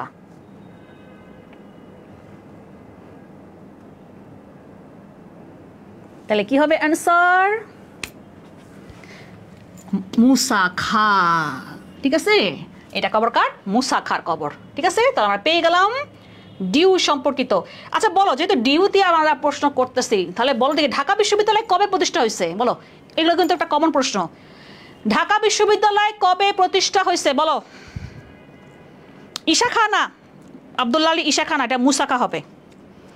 তোমরা অনেকেই হইতেছে কি অনেক জায়গায় ভুল পাইছো, এটা মুসা খা হবে। বলো ঢাকা বিশ্ববিদ্যালয় কবে প্রতিষ্ঠা হয়েছে? একটু যখন ঢাকা বিশ্ববিদ্যালয় নিয়ে পড়ি, তোমাদের ড্রিম ঢাকা বিশ্ববিদ্যালয়ে পড়া, একটু যদি না জানি কেমনে কি, বলো। 1919। হ্যাঁ, দেখো ঢাকা বিশ্ববিদ্যালয় প্রতিষ্ঠা হয়েছে 1 জুলাই 1921।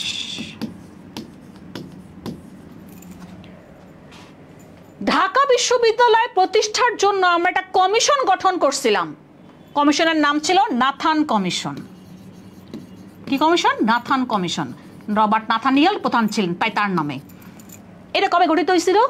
ওই যে 21 পাইছো না, ওই 21কে উল্টাই দাও। তাহলে আমি যদি 21কে উল্টাই দিই তাহলে কি হবে? 12। এরপরে গিয়ে আমার 21 সালে গিয়ে আমরা ঢাকা বিশ্ববিদ্যালয় পাই। ঢাকা বিশ্ববিদ্যালয়ের প্রথম ছাত্রীকে লীলা নাগ। কি নাম? লীলা নাগ। প্রত্যেকটা প্রশ্ন আসে, ইংরেজি বিভাগের ছিলেন উনি। অথবা বলবে ভাষা আন্দোলনের মধ্যে, ভাষা শহীদদের মধ্যে কে ঢাকা বিশ্ববিদ্যালয়ের ছাত্র ছিলেন? আবুল বরকত আবাই। সো এই জিনিসগুলা কিন্তু আসে। তুমি তার মানে তুমি খেয়াল রাখবা যে ঢাকা বিশ্ববিদ্যালয় নিয়ে একটা প্রশ্ন থাকবেই অ্যাডমিশনে। ঢাকা বিশ্ববিদ্যালয় তুমি যখন পরীক্ষা দিতে যাবা। ওকে, এবার আসো ফ্যাসিবাদ, ফ্যাসিস্ট। এই যে কথাটা আমরা খুব শুনি, কাকে তোমরা বলো? Fascist, fascist, fascist. এটা আমি তোমাকে ইতিহাসে পড়াইছিলাম মনে হয় না? ইতিহাসে, হ্যাঁ ইতিহাসে পড়াইছিলাম। ফ্যাসিস্ট আমি বলছিলাম যে অ্যাডমিশন এবার প্রশ্ন আসছে, আমি বলছিলাম যে এবার কি বলে তোমরা হিস্ট্রিতে পাবা, তোমরা পাইছো। যাকে নিয়ে আমরা পড়বো সেই লোককে নিয়ে তোমরা এবার হিস্ট্রি সেকেন্ড পার্টে প্রশ্ন পাইছিলা সিকিউতে। বলো ফ্যাসিবাদের জনককে কাকে বলা হয়?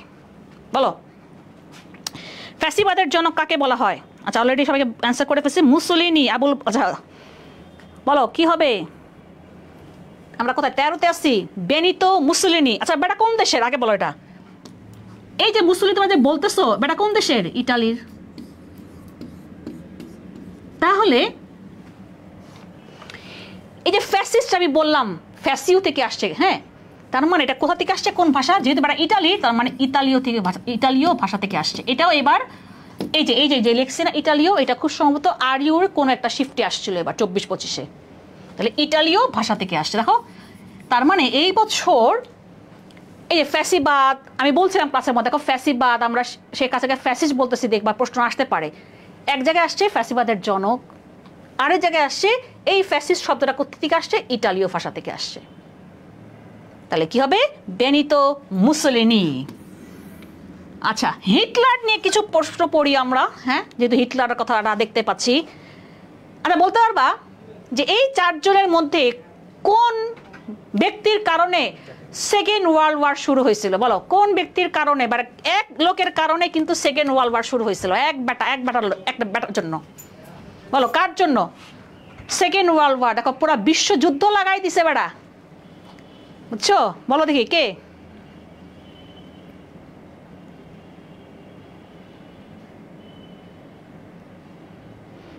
হিটলার। ইয়েস, আমরা মুসোলিনিকে আমরা অনেক কিছু পড়ছিলাম হিস্ট্রিতে, আমাদের অনেক কিছু পড়া হয়েছে, এত কিছু পড়া লাগে না।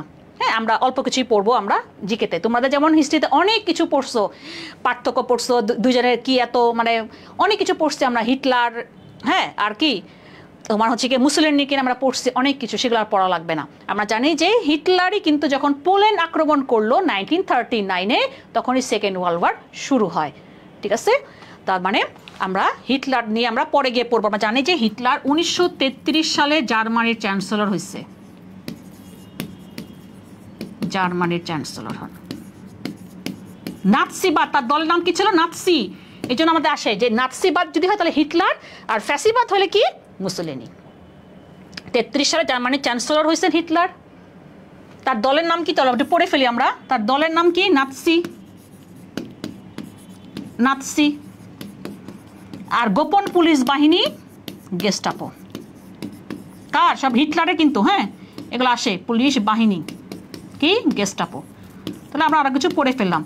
তারপর আমরা জানি হিটলার একটা বই লিখছিল, মাইন ক্যাম্প। এটা তো এবার পরীক্ষায় আসছে কোন না কোন জানি এতে, মাইন ক্যাম্প আসছে না এটা? মাইন ক্যাম্প এটা কার রচনা? অ্যাডলফ হিটলারের।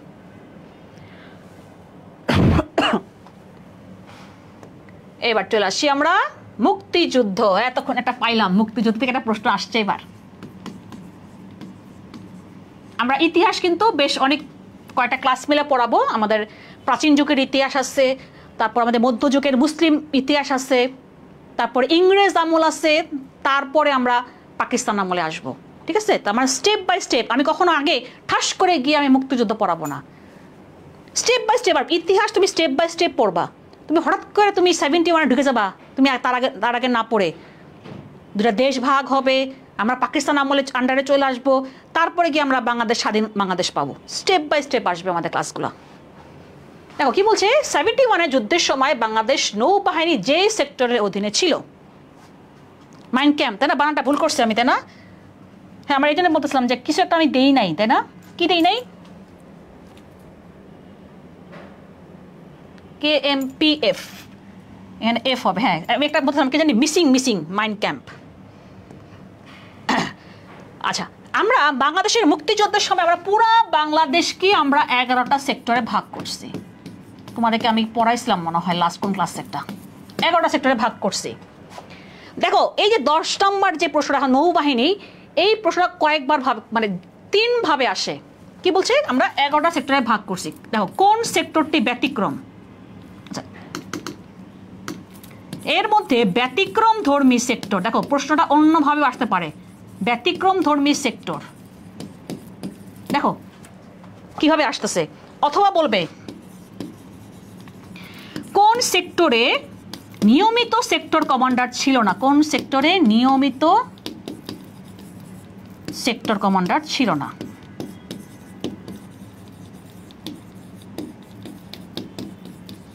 সেম কথা, কেন নিয়মিত কমান্ডার ছিল না? হ্যাঁ, কারণ আমরা জানি যে ওই 10 নাম্বার সেক্টরটা ছিল পানির মধ্যে, তার মানে কি নৌবাহিনী দ্বারা ছিল পরিচালিত, বা আমাদের নৌ কমান্ডাররা ওটা পরিচালনা করছে। এই জন্য কোনো নিয়মিত সেক্টর কমান্ডার ছিল না। আমরা কিন্তু বাকি 10টা যে সেক্টর, সেই সেক্টরের সেক্টর কমান্ডার পড়বো ক্লাসের মধ্যে, কিন্তু আমি দেখবো 10 নাম্বারে নাই। কারণ কেন? আমাদের নৌবাহিনী বা আমাদের নৌ কমান্ডোরা এই সেক্টর পরিচালনা করতো, নৌ কমান্ডোরা। এই জন্য এটা ব্যতিক্রম ধর্মী সেক্টর। তাহলে কি হবে? 10 নাম্বার। কত নাম্বার? 10 নাম্বার। ঠিক আছে,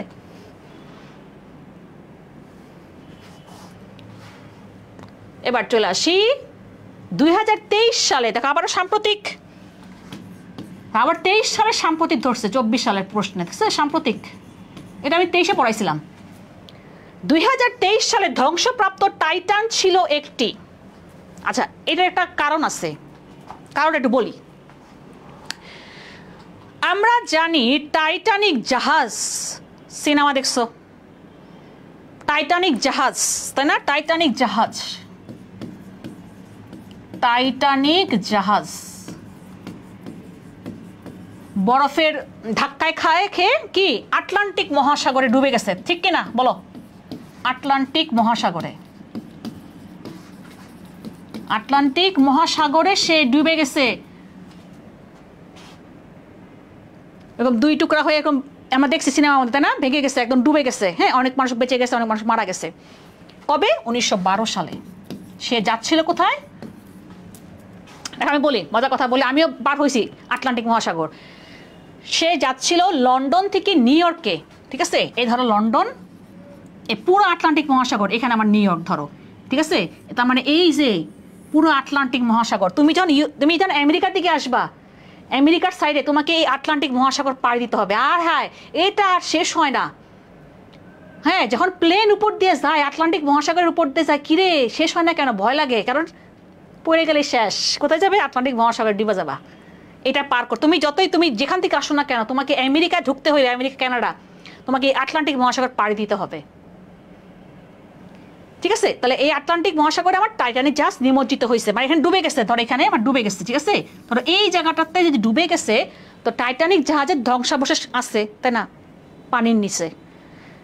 মানুষের পয়সা থাকলে যা করে আর কি, একটু কাহিনী শুনে দেখো। মানুষের পয়সা থাকলে যা করে, এই যে টাইটানিক জাহাজ যে ডুবছে আটলান্টিক মহাসাগরের নিচে, এখানে অনেক ধ্বংসাবশেষ আসছে টাইটানিক জাহাজের।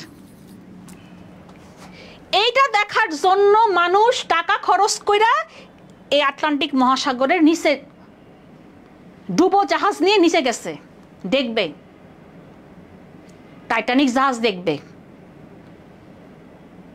এখন দেখো আটলান্টিক মহাসাগর, এগুলো তো আমাদের সবচেয়ে বড় বড় মহাসাগর, আমাদের সবচেয়ে বড় মহাসাগর প্রশান্ত, তারপর 2 নম্বরে আমার আটলান্টিক। তার মানে কিন্তু বুঝতে পারছো মহাসাগর এত ইজি না। সো এই টাইটানিক জাহাজের ধ্বংসাবশেষ দেখার জন্য মানুষ এই ডুবো জাহাজ করে, এটা নাম দিয়েছে ওশেন গেট। এই টাইটান ওখান থেকে আসছে, এখান থেকে নাম দিয়েছে টাইটান। এই ডুবো জাহাজ করে ওরা নিচে এখানে আসার চেষ্টা করছিল, কিন্তু তার আগে এটা ধ্বংস হয়ে যায়। তার মানে যারা মানুষ ছিল তারা সবাই মারা গেছে, তাতে কাউকে খুঁজেই পাওয়া যায় নাই। এমন না যে 2-1 টাকার জিনিস, যে মানুষ অনেক অনেক প্রচুর নাকি এখানে 5 জন 6 জন জায়গা হয়েছিল মনে হয়, অনেক টাকা দিয়ে তারা এখানে আসছিল যে দেখবে। কেউই বেঁচে নাই, কেউই মারা, মানে এটা পুরো ভেঙেই গেছে, কাউকে খুঁজে পাওয়া যায় নাই, ধ্বংস হয়ে গেছে। দেখেছেন ধ্বংসপ্রাপ্ত। তার মানে কি বলো, এটা উড়োজাহাজ নাকি জাহাজ নাকি মহাকাশযান নাকি ডুবোযান? তাহলে কি হবে অ্যান্সার এবার? তাহলে বলো, তাহলে কি হতে পারে বলো? দেখো এই যে ছবি দেখো, দেখছো এই যে ওশেন গেট, এটা নাম দিচ্ছে ওশেন গেট কোম্পানি, এটা বানাইছে, বুঝছো? Ocean gate. তাহলে কি হবে এটা? তাহলে অবভিয়াসলি এটা ডুবোযান, দেখছো? তা এই জন্যই নামটা দিচ্ছে ওরা টাইটান। তার মানে কি টাইটানিক জাহাজের ধ্বংসাবশেষ দেখার জন্য এই ডুবো জাহাজটা আটলান্টিক মহাসাগরের নিচে গেছিল, কিন্তু সেটা আর ফিরে আসে নাই। এবার আসি, মুসলিম বিশ্বের প্রথম নারী প্রধানমন্ত্রী কে ছিলেন? মুসলিম বিশ্বের প্রথম নারী প্রধানমন্ত্রী কে ছিলেন? এটা আমরা ধরি আমরা বিশ্বের মহিলা টপিকে আসে। আমরা 4টা জিনিস পড়বো যখন ক্লাসে পড়াবো। দেখো আমি বলে দিচ্ছি, আমি 4টা জিনিস বলতে এটা চলে আসবে, তারপর আমি বাকিগুলো পড়াবো। 4টা জিনিস খেয়াল করে শোনা, জাস্ট আমি লেজ লাগাবো, অ্যান্সার ভিন্ন হয়ে যাবে। দেখো, বিশ্বের প্রথম মহিলা প্রধানমন্ত্রী, দেখো মিলে নাই কিন্তু, বিশ্বের প্রথম মহিলা প্রধানমন্ত্রী শ্রীমাবু বন্দরনায়েক, শ্রীলঙ্কার।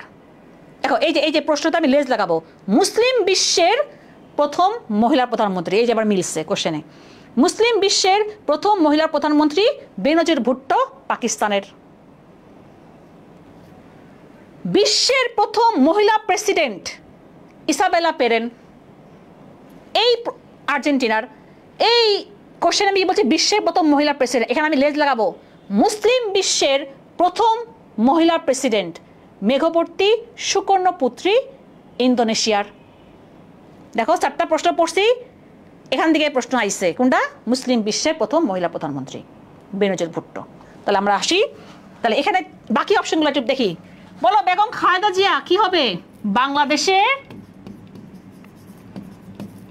প্রথম নারী প্রধানমন্ত্রী। দ্বিতীয়টাই তো না এখন, ঠিক আছে? প্রথম নারী প্রধানমন্ত্রী বাংলাদেশের। তারপর আমরা বললাম মেঘবর্তী সুকর্ণপূর্তি, কি বললাম? মুসলিম বিশ্বের প্রথম মহিলা প্রেসিডেন্ট। দেখো কতগুলো প্রশ্ন পড়ে ফেললাম। মুসলিম বিশ্বের প্রথম মহিলা প্রেসিডেন্ট মেঘবর্তী সুকর্ণপূর্তি ইন্দোনেশিয়ার। শিরিন এবাদি কি দেখো, নোবেল বিজয়ী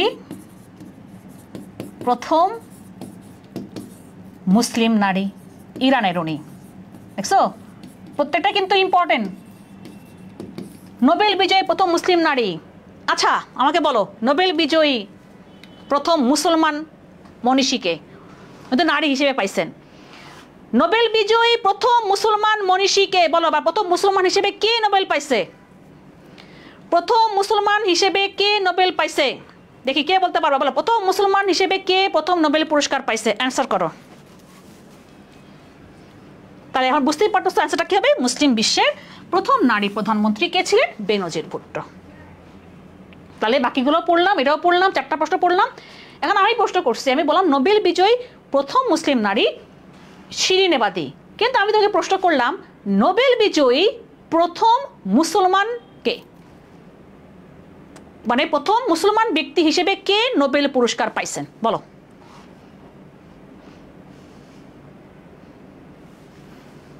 ইউনুস। কি কও? হাততালি। ইউনুস পাইছে 2006 সালে। এতদিন এত এর আগে কোনো মুসলমান কোনো ব্যক্তি পান নাই? হ্যাঁ দেখি কে বলতে পারবা, দেখি।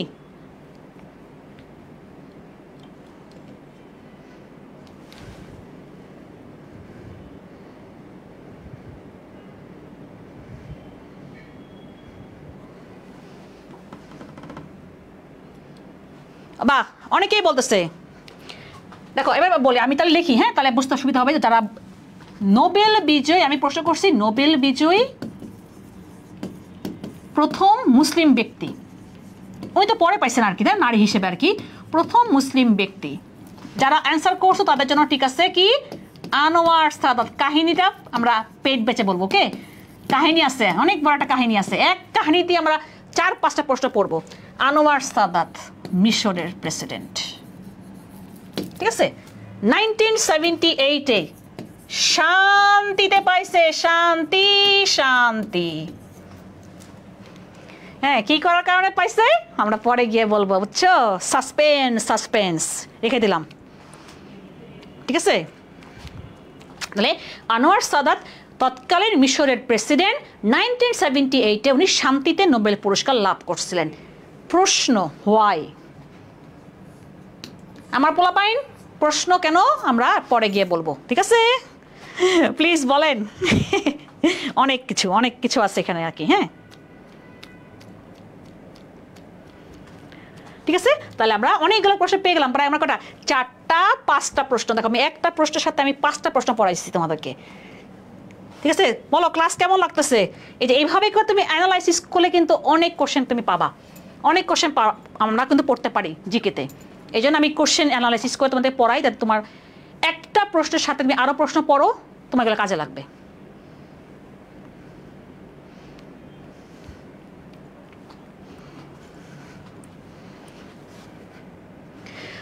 আচ্ছা এবার আসো বাংলাদেশের 25তম প্রধান বিচারপতি, মানে বর্তমান আর কি, এটাকে আমি ধরতে পারি বিচার বিভাগও ধরতে পারি। আমাদের বাংলাদেশের বিচার বিভাগ থেকে প্রশ্ন আসছে, অথবা ধরতে পারি সাম্প্রতিক, কারণ আমাদের যেহেতু 5ই অগাস্টের পরে অনেক কিছু ইনফরমেশন চেঞ্জ হয়েছে, এটাও ধরা যায়। আমরা বিচার বিভাগ পড়াবো, তোমরা জানো যে আমাদের 3টা বিভাগ আছে, আইন বিভাগ, শাসন বিভাগ, বিচার বিভাগ। সো এই বিচার বিভাগ থেকে আমরা যখন পড়বো তখন আমরা পড়বো প্রধান বিচারপতি বা চিফ জাস্টিস। এই দেখো এই যে তোমরা যে বলো বিউপিতে প্রশ্ন করবে ইংলিশে, তা আমি এখানে তোমায় লিখে দিচ্ছি চিফ জাস্টিস। তাতে পারবা না তুমি যদি বলা হয় যে current chief justice of Bangladesh, same কথা, বাংলাদেশের বর্তমান প্রধান বিচারপতিকে। সাইডজনই কিন্তু একটা না একটা সময় প্রধান বিচারপতি ছিলেন, তাহলে এখন বলো কি হবে অ্যান্সার? এবং উনি কততম? 25তম। উনি কততম? 25তম। ঠিক আছে, এই চারজনই কিন্তু আমাদের প্রধান বিচারপতি ছিলেন, একজন বর্তমানে। তাহলে কি হবে অ্যান্সার? বাহ, সবাই দেখি এটা পারে, বাহ বাহ বাহ। সৈয়দ রেফাত আহমেদ, গুড, সৈয়দ রেফাত আহমেদ। আচ্ছা, তাহলে আমাকে বলো আমাদের বর্তমানে অ্যাটর্নি জেনারেলকে, বর্তমানে অ্যাটর্নি জেনারেলকে, অ্যাটর্নি জেনারেলের প্রশ্ন আসছিল এবার, বর্তমানে অ্যাটর্নি জেনারেলকে বলো। সরকারি পক্ষের আইনজীবী অ্যাটর্নি জেনারেল, এটাও চেঞ্জ হয়েছে, মানে 5ই অগস্টের পরে। আমরা জানি রাষ্ট্রপতি নিয়োগ দেন, সো ওনাকেও রাষ্ট্রপতি নিয়োগ দিচ্ছেন, ওনাকেও রাষ্ট্রপতি নিয়োগ দিচ্ছেন, তাই না? আমরা পড়ছি না পৌরনীতিতে? অ্যাটর্নি জেনারেলকে কে নিয়োগ দেন? রাষ্ট্রপতি। কারণ এগুলো কি সাংবিধানিক পদ বা সাংবিধানিক প্রতিষ্ঠান, সংবিধানে পড়াইছি আমরা।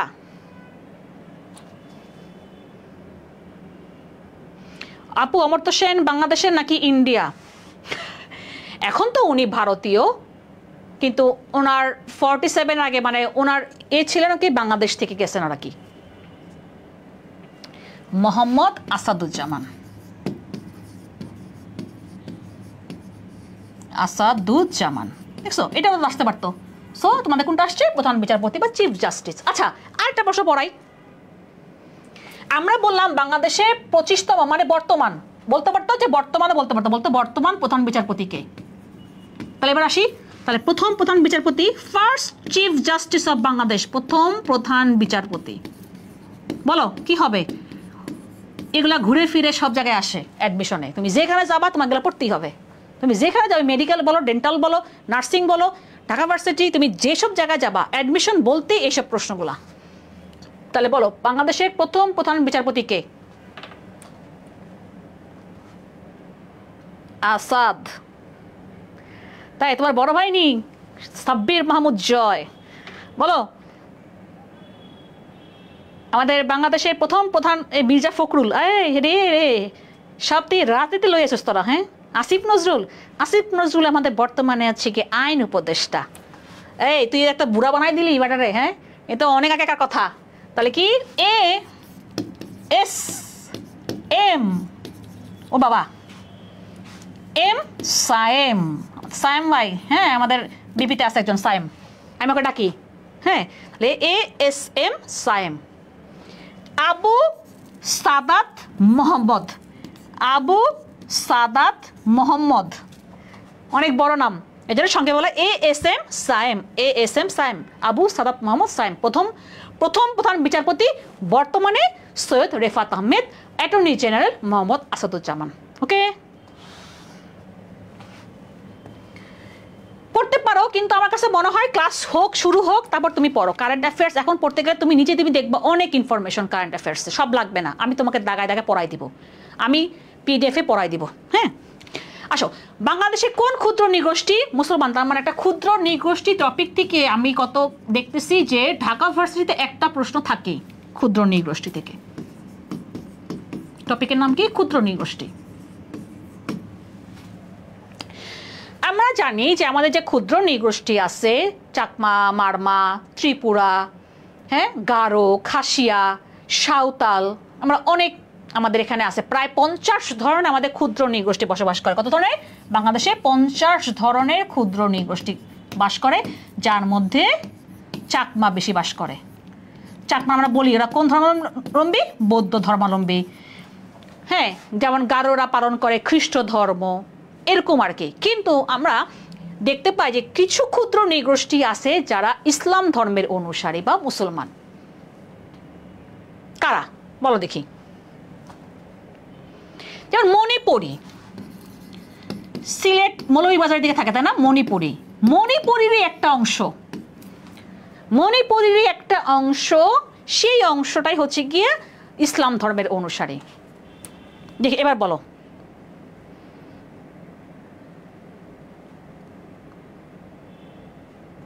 তাহলে কি হবে? অবভিয়াসলি অনেকে পায় পেরে ফেলছে পাঙ্গন। তাহলে পাঙ্গন ক্ষুদ্র নৃগোষ্ঠী কি ইসলাম ধর্মের অনুসারী বা মুসলমান, এভাবে প্রশ্ন আসতে পারে।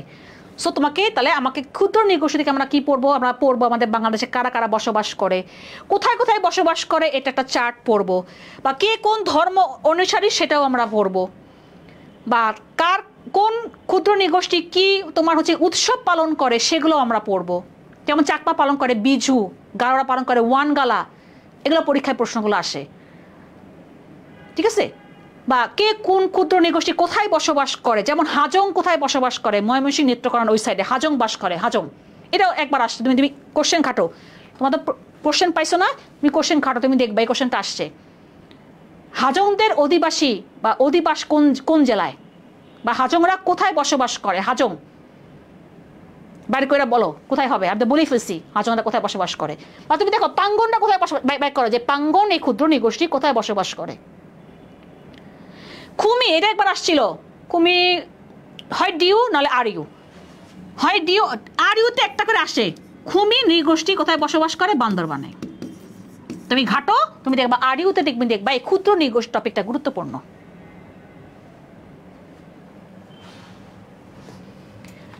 যারা ক্লাসের সময় বলতেছো শেষ করেন, তোমার ক্লাস করার দরকার নাই।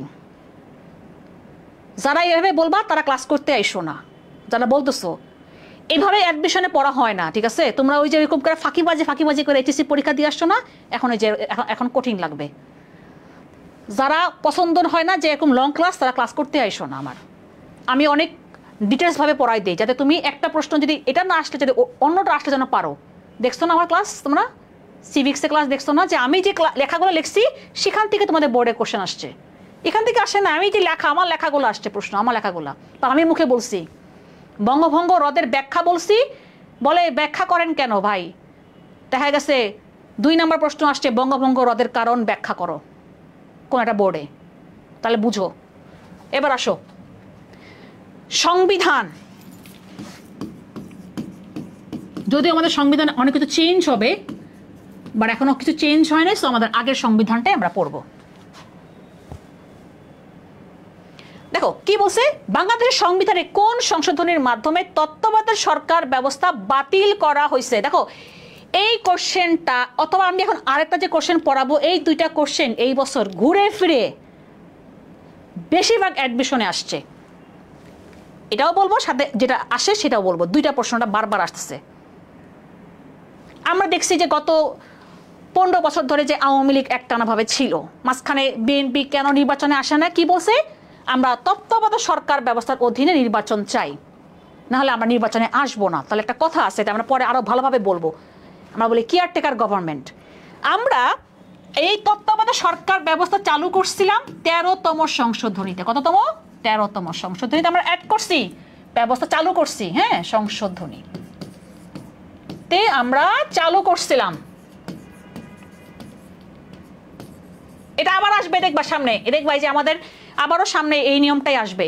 আমরা 13তম সংশোধনীতে চালু করছিলাম তত্ত্বাবধায়ক সরকার ব্যবস্থা। 11 সালে 9 যখন আসলো আওয়ামী লীগ, 11 সালে আইসা সে কি করলো, এই তত্ত্বাবধায়ক সরকার ব্যবস্থা বাতিল করলো। আমরা জানি সংবিধানে কোনো কিছু চেঞ্জ করতে হলে আমাকে এই সংশোধনীর মাধ্যমে চেঞ্জ করতে হবে। আমাদের বাংলাদেশে এই পর্যন্ত 17 বার সংশোধনী হয়েছে। তোমাদের এবার যশোর বোর্ডে সংশোধনী থেকে প্রশ্ন করছে, যেখানে সংশোধনী ছিল না তোমাদের সিলেবাসে। যশোর বোর্ড তো একটু আউলা, প্রশ্ন করে রাখছে। আমি কিন্তু একটা ক্লাস পড়াইছিলাম, তারপর আমি মানে পেজ ব্যাচে পড়াইনি, কারণ যেহেতু সিলেবাসে ছিল না। কিন্তু আমি ক্লাসে বলছিলাম 17 বার সংশোধনী হয়েছে, এই প্রশ্নটা আসছিল, একটা সংশোধনী নিয়ে প্রশ্ন আসছিল। তাহলে আমাদের 17 বার সংশোধনী হয়েছে, তার মধ্যে 13তম সংশোধনীতে চালু হয়েছে। তাহলে মানে যদি প্রশ্ন আসতো যে বাংলাদেশের কোন সংশোধনীতে তত্ত্বাবধায়ক সরকার ব্যবস্থা চালু হয়েছে, তখন তুমি বলতা 13তম। আর আমাদের প্রশ্ন আসছে বাতিল করা হয়েছে, বাতিল, তার মানে কোথায়, 15তম সংশোধনীতে। কততম? 15তম সংশোধনীতে। এই 2টা কোশ্চেন ঘুরে ফিরে বারবার আসছে। চালু হয়েছে 13তম, বাতিল করা হয়েছে 15তম সংশোধনীতে। তারপর বলা হয়েছিল যে দলীয় সরকারের অধীনে নির্বাচন হবে। এই জন্য আমরা পরপর দেখছি যে আওয়ামী লীগ নামে না কেন, কারণ ওই যে নিয়ম করে দিছে যে আর কোনো নাই আমাদের তত্ত্বাবধায়ক সরকার ব্যবস্থা, যে সরকার আছে সে সরকারের অধীনে নির্বাচন হবে। তাই হয়ে আসছে এত বছর, কারণ আমাদের এই ব্যবস্থাটা বাতিল করা হয়েছে 15তম সংশোধনীতে। ওকে,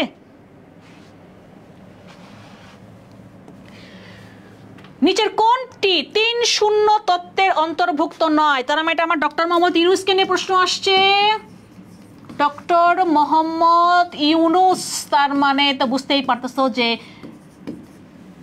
একজনের যুগ শেষ আরেকজনের যুগ শুরু। ডক্টর মোহাম্মদ ইউনুস 3-0 থিওরি, উনি একটা থিওরি দিচ্ছেন। কে? ডক্টর মোহাম্মদ ইউনুস। 3-0 থিওরি, 3-0 তত্ত্ব। বলো কি হবে? কোনটা আমার নাই? 0 দারিদ্র, 0 বেকারত্ব, 0 নেট কার্বন নির্গমন, 0 ক্ষুধা। বলো কি হবে অ্যান্সারটা? বরিশালে আসছে। কোনটা আসছিল বরিশালে? সংশোধনী আসছিল। 0 ক্ষুধা। কেউ বলতেছে বি, 20-এর বি, 0 বেকারত্ব। দেখো 3-0 থিওরির মধ্যে কি কি আসতেছে? 0 পভার্টি। আসলে কোন জায়গায় 0 হইতে পারবে না, ঠিক আছে? পৃথিবীতে পুরো 0 হইতে পারবে না এগুলা। 0 আনএমপ্লয়মেন্ট, 0 বেকারত্ব আর কি। হ্যাঁ, আনএমপ্লয়মেন্ট, 0 বেকারত্ব। 0 পভার্টি, 0 দারিদ্র। এটাও আমি এখানে আছে থিওরির মধ্যে, এটাও আছে। 3 নম্বরে 0 নেট কার্বন এমিশন, তার মানে 3 নম্বরটাও অপশনে আছে। দেখছো? 0 নেট কার্বন নির্গমন। কোনোটা তুমি 0 করতে পারবা না, পৃথিবীতেই কোনো কিছু 0 করতে পারবা না। তার মানে আমার কোনটা অপশনে নাই? 0 ক্ষুধা। তাহলে এই 3টা উনি এই থিওরিটা দিচ্ছেন যে পৃথিবীতে, হ্যাঁ অবভিয়াসলি যদি এগুলো 0 হয়ে যায় তাহলে পৃথিবী সুন্দর হয়ে যাবে আর কি, কিন্তু তারপরও হবে না, তাই না? 0 দারিদ্র, 0 বেকারত্ব, 0 নেট কার্বন নির্গমন। এটা করতে পারবা তুমি? কলকারখানা থেকে কার্বন নির্গমন হয়, এখন তুমি কলকারখানা বন্ধ করে দিবা? আমাদের দেশে না হলেও পৃথিবীতে অন্যান্য শিল্প উন্নত দেশগুলোতে বেশি কার্বন নির্গমন করে, তারা কি বন্ধ করবে? তো জীবনও তুমি 0 করতে পারবা? কার্বন নির্গমন করতে পারবা না, কোনোটাই আশা করতে পারবো না আমরা আসলে। তাহলে এটাই আমাদের কিন্তু 3-0 তত্ত্ব কে দিছে? ডক্টর মোহাম্মদ ইউনুস। ঠিক আছে, এবার আসি আমরা জুলাই অভ্যুত্থান। তার মানে এটা আমি ধরি সাম্প্রতিক। আবু সাইদকে নিয়ে এবার অ্যাডমিশনে, প্রতিটা অ্যাডমিশন একটা করে প্রশ্ন আসছে। প্রথমে শুরু হচ্ছে মেডিকেল, তারপর ডেন্টালও মনে আসছে, ঢাকা ভার্সিটিতে আসছে, হ্যাঁ, তারপরে আরইউতে আসছে কিনা, মানে আসছে। মানে তোমার এই সাম্প্রতিক জুলাই অভ্যুত্থান, যেমন চট্টগ্রামে আসছে ওয়াসিমকে নিয়ে, এরকম। ঠিক আছে, সো জুলাই থেকে তো প্রশ্ন দিবেই। কি বলছে দেখো, জুলাই গণ অভ্যুত্থানে শহীদ আবু সাইদকে নিয়ে অঙ্কিত শিরোনাম, মানে এটা হচ্ছে কি অঙ্কিত শিল্পকর্ম, আমি এটাকে খেয়াল করি নাই, শিল্পকর্ম তাই না, চিত্রকর্ম তাই না?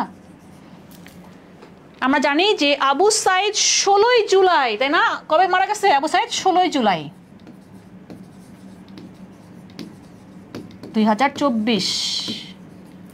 রোকেয়া বেগম রোকেয়া বিশ্ববিদ্যালয়ের ছাত্র, ঠিক আছে? রোকেয়া ইউনিভার্সিটি সংক্ষেপে লিখলাম। সে যেভাবে, হ্যাঁ, সে বুক পেতে দিছিল, তাই না? এবং এই চিত্রকর্মটাই উনি আঁকছেন শহীদ কবির। সেটা কি নাম দিচ্ছেন? আমরা নজরুলের একটা কবিতা পড়ি, তাই না? বলবীর উন্নত মমশির, তাই না? চির উন্নত মমশির, সেইখান থেকে নামটা আসছে কি উন্নত মমশির। এটা কি আঁকছেন? শহীদ কবির আঁকছেন। ঠিক আছে, বাহ, ফ্রি ক্লাস দিতেছেন, তাহলে কোর্স কিনা লাগবে নাকি? ভালোই তো, তোমরা খালি ফ্রি খুঁজো, ফ্রি কা মাল খুঁজো খালি তোমরা, বুঝছো? তাহলে আমরা পেয়ে গেলাম শহীদ আবু সাইদকে নিয়ে। আমরা বললাম ও আচ্ছা, কোন কোন ডিপার্টমেন্টে যেটা পাইছে? ইংলিশ, ইংরেজি বিভাগের ছাত্র ছিলেন।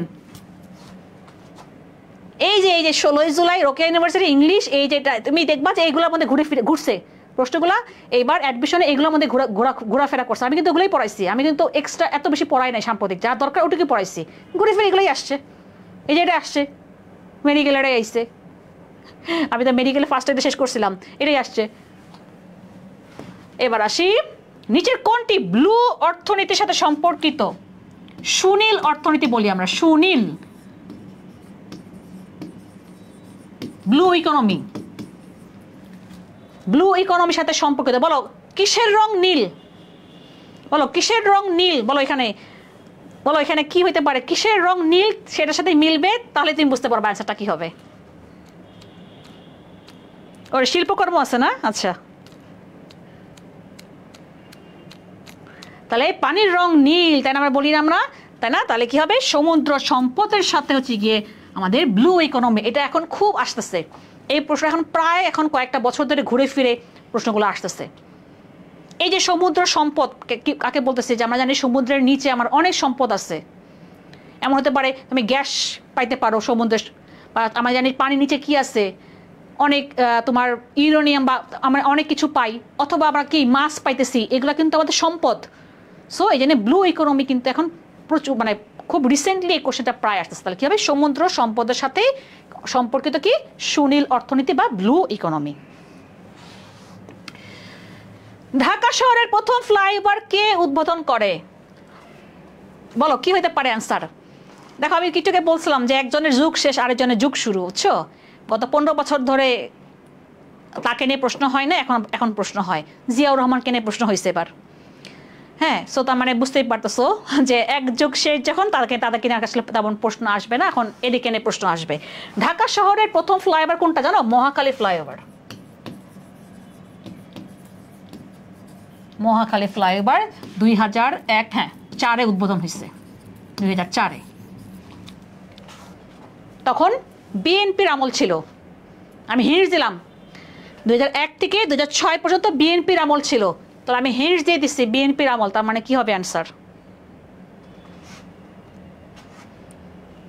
এখন ভর্তি হইতে 2800 টাকা লাগবে।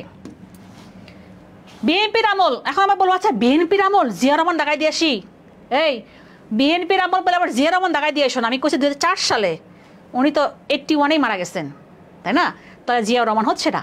তাহলে বিএনপির আমল, তার মানে কি আমরা জানি ওই সময় প্রধানমন্ত্রী ছিলেন বেগম খালেদা জিয়া। এই তো হিন্টস দিলে তুমি আশা করি তোমার পারছো এটা অনেকেই।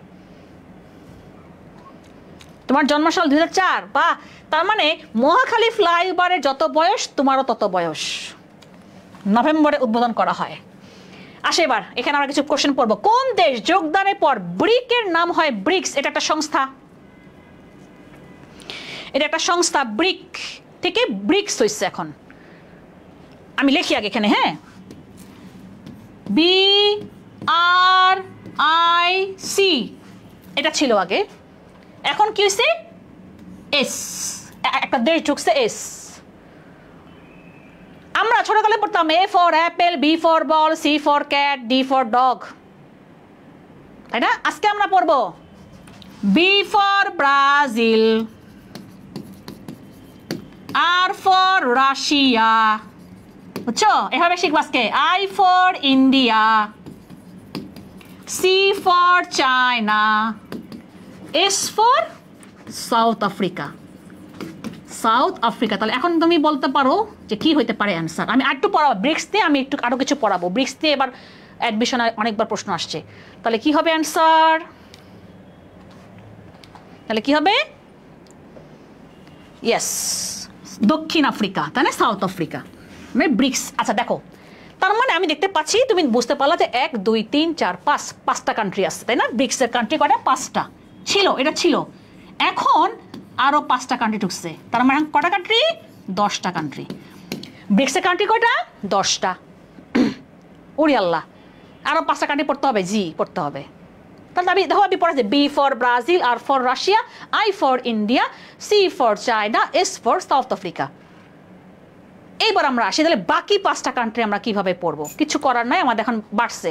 ছিল 5টা, ছিল কম, ভালো হয়েছে। এখন দেখি 5টা কান্ট্রি ঢুকে গেছে, এখন কি করবো বলো? তোমার কি মনে হয়? আমাকে ক্লান্ত লাগতেছে? হ্যাঁ, এবার দেখো 5টা কান্ট্রি কিভাবে পড়বো। দেখো IIEEU, IIEEU, আবার আই লাভ ইউ কইরো না, আবার আই লাভ ইউ বইলো না, এল নাই, ঠিক আছে? IIEEU, ঠিক আছে? IIEEU। দেখো IIEEU, আই লাভ ইউ না কিন্তু। দেখো একটা আই দিয়ে ইরান, এটা পরে বলি কেন, এটা পরে ঢুকছে, সর্বশেষ কান্ট্রি এটা। হ্যাঁ, এটা পরে বলতেছি। ই ফর ইজিপ্ট মানে মিশর, হ্যাঁ ইজিপ্ট মানে মিশর, ব্যাকেটে লিখি কারণ তোমরা অনেকে ভাবো দুই দেশ। ইজিপ্ট। এটা ই ফর ইথিওপিয়া, ইথিওপিয়া এটা হচ্ছে গিয়ে আফ্রিকা একটা কান্ট্রি ইথিওপিয়া। আর ইউএই সংযুক্ত আরব আমিরাত। যে কারণ দুবাই জামু কাকা, সংযুক্ত আরব আমিরাত একটা শহরের নাম দুবাই। দুবাই কিন্তু দেশ না, শহর এই আরব আমিরাতের। হ্যাঁ, আর বাকি হলো কি ইন্দোনেশিয়া, সর্বশেষ কান্ট্রি ইন্দোনেশিয়া। যদি বলে ব্রিক্সের সর্বশেষ কান্ট্রি তাহলে কি হবে ইন্দোনেশিয়া। নাও ব্রিক্স পড়া হয়ে গেছে। ব্রিক্সের কোনো সদর দপ্তর নেই, এটা এবার আসছিল আরিওতে কিন্তু অপশন ছিল না। কিন্তু এই ব্রিক্সের ব্যাংক আছে, ব্রিক্স ব্যাংক, সেটার আবার সদর দপ্তর সাংহাই, চায়নাতে। সাংহাই চায়নাতে। সো এটা ভুল করা যাবে না। যদি বলা হয় যে ব্রিক্সের সদর দপ্তর কোথায় তাহলে নাই, কিন্তু যদি বলা হয় ব্রিক্স ব্যাংকের কোথায় হেডকোয়ার্টার কি হবে সাংহাই। এখন এবার রাজশাহীতে এই কাজটা করছিল, তার মানে ওটা ব্ল্যাঙ্ক হবে, ওটা দেওয়া যাবে না আনসার। যদি বলতো ব্যাংক তাহলে আমি বলতাম সাংহাই, কিন্তু বলছে ব্রিক্সের সংস্থাটার কথা বলছে। সংস্থার কোনো সদর দপ্তর নাই, আমরা ক্লাসে পড়াবো। দেখো ক্লিয়ার কি না, দেখো ব্রিক্সের দেশগুলা কি ক্লিয়ার? কয়টা আছে রে? ব্রিক্সের কান্ট্রিগুলা কি ক্লিয়ার? 10টা কান্ট্রি হয়েছে না, এখানে 5টা, 1 2 3 4 5, হ ঠিক আছে, ক্লিয়ার।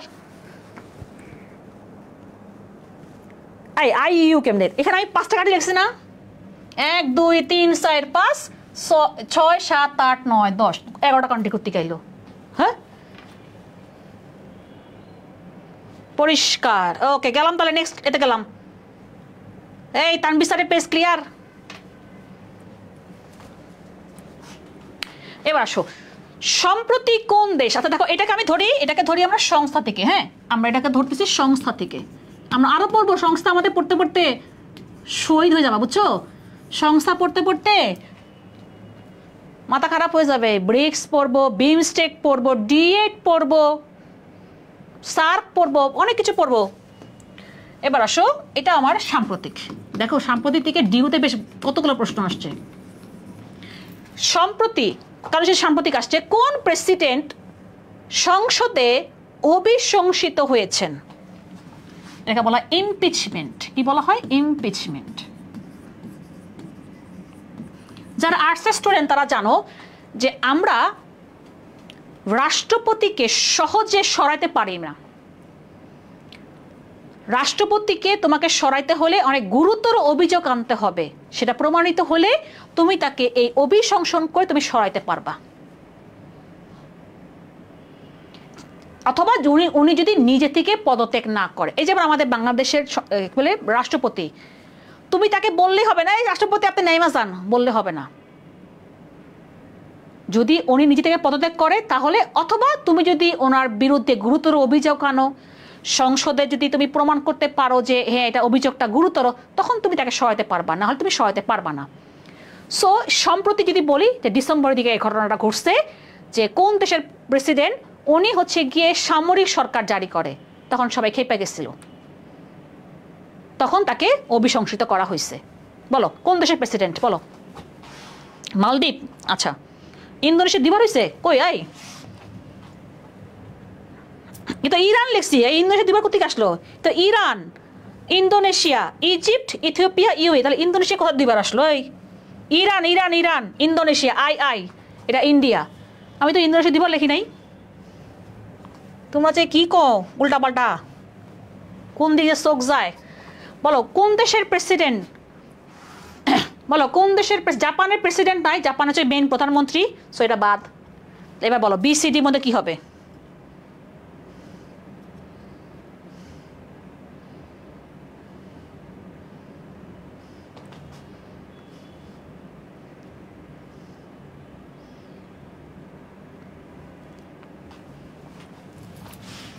প্রেসিডেন্টের নাম একটু কঠিন নাম, ইয়ন সুক ইউল, ইউল,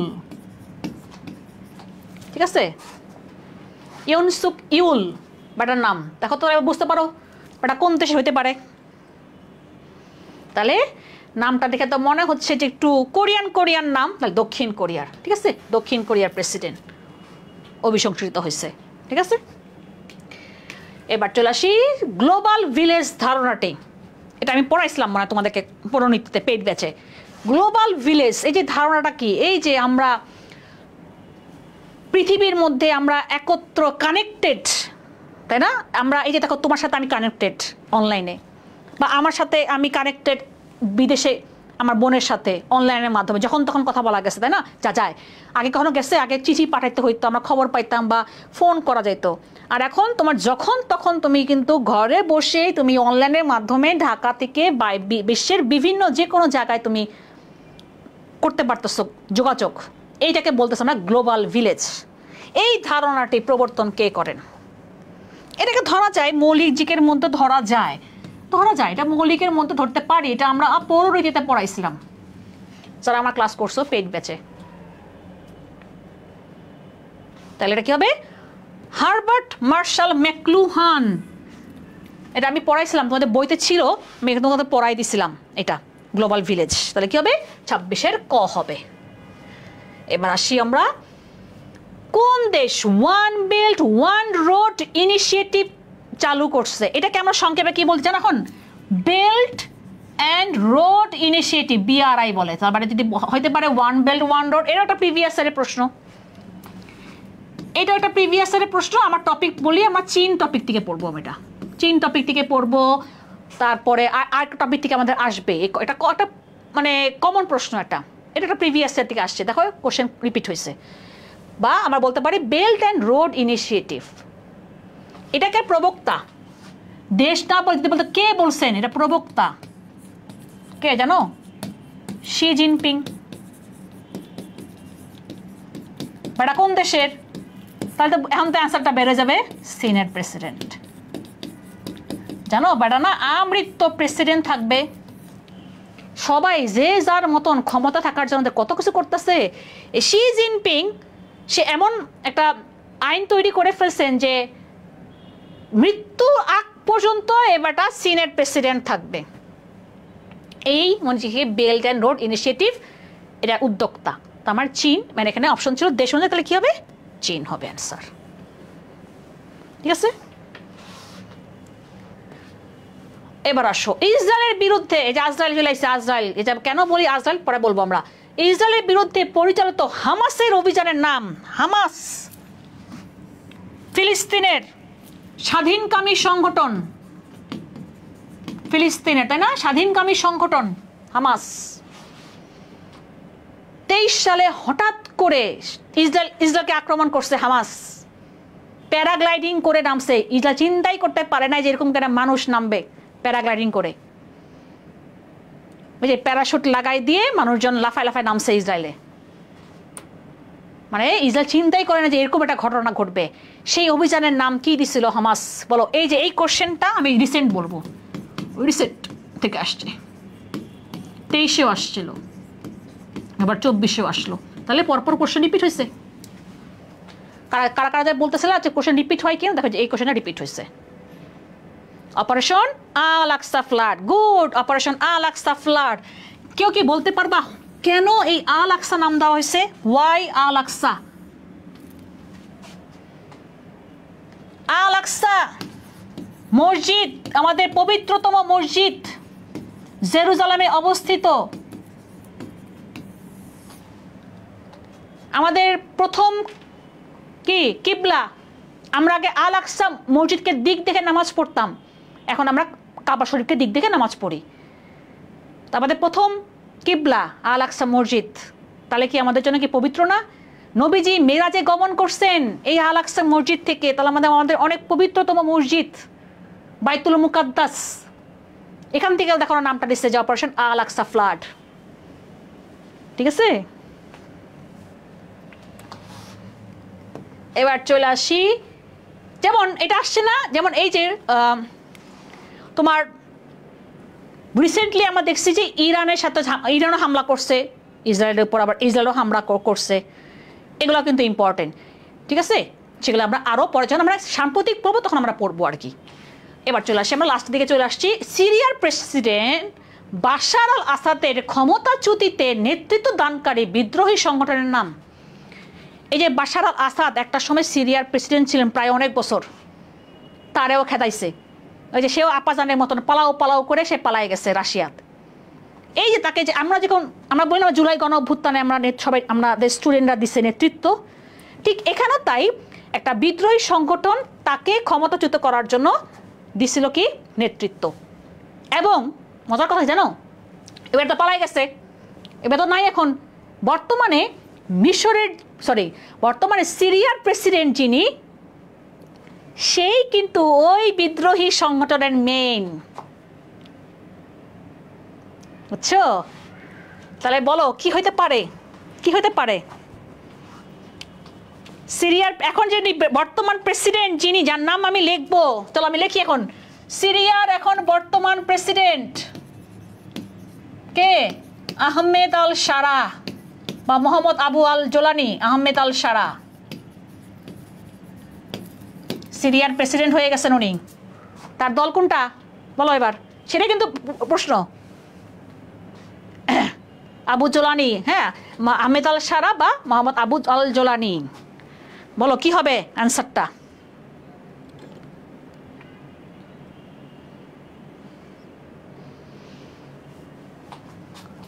তার আরেকটা নাম কি?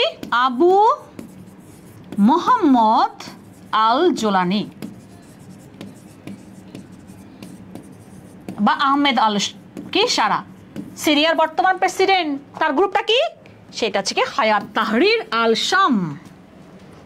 হায়াত তাহরির আল শাম এক নাম্বারটা। এবং মজার কথা কি দেখো, এ কিন্তু বিদ্রোহী সংগঠন, হ্যাঁ। আমেরিকার লিস্টে এই গ্রুপটার নাম ছিল, মানে ব্ল্যাক লিস্টে। সে ব্ল্যাক লিস্টকে সরাই দিছে তার নাম। তার মানে তাহলে বুঝতে পারতেছো আহমেদ আল শারার সাথে এখন আমেরিকার সম্পর্ক ভালো। এই নামটা আগে ব্ল্যাক লিস্টে ছিল আমেরিকার, এই বিদ্রোহী সংগঠনটা। এখন আমেরিকা এই বিদ্রোহী সংগঠনের এই লিস্ট থেকে নামটা সরাই দিছে। এটা সাম্প্রতিক। তাহলে হায়াত তাহরির আল শাম এখন আর আমেরিকার ব্ল্যাক লিস্টে নাম নাই। এবং আহমেদ আল শারা এখন সিরিয়ার বর্তমান প্রেসিডেন্ট, সেই কিন্তু এটাকে নেতৃত্ব দিচ্ছে। ক্লিয়ার? কত কাহিনী না, দেখছো? কত কাহিনী না? Last but not the least. আচ্ছা, তাহলে যে সাম্প্রতিক লিখছিলাম, এটা সাম্প্রতিক দিয়ে দিই তাহলে। এই গুনছো কয়টা সাম্প্রতিক হয়েছে? এটাও সাম্প্রতিক। লাস্ট প্রশ্ন, উক্তি ও মতবাদ। আমি একটু বলি মজার কথা, ডিউতে 23-24 আর 24-25 পরপর 2 বছরে উক্তি মতবাদ থেকে প্রশ্ন আসছে। কেন জানি উক্তি মতবাদ থেকে পরপর আসলো 2 বার, এবং 23-24-এ তো 2টা প্রশ্ন আসছিল উক্তি থেকে। কে বলছেন। বুলেট থেকে ব্যালট বেশি শক্তিশালী, এটা একটা আসছিল। আরেকটা জানি কি আসছিল 24-এ, আরেকটা জানি কোনটা আসলো, পড়াইছি, এটা আমি ক্লাসে পড়াইছি। এবার বলো, আমি রাষ্ট্র, আই এম দ্য স্টেট, এটা কে বলছেন? এটাও আমরা পড়াইছি, এটা আমি তোমাদেরকে পড়াইছিলাম একাডেমিকে। বলো, আমি রাষ্ট্র, এটা কে বলছেন? আমি পড়াইছি, অথবা ফরাসি বিপ্লবে ছিল এটা, তাই না? তোমাদের হিস্ট্রির সেকেন্ড পার্টে ছিল।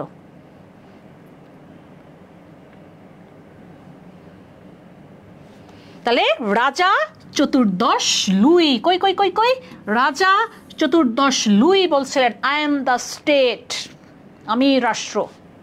তার মানে উক্তি মতবাদ থেকে প্রশ্ন আসে।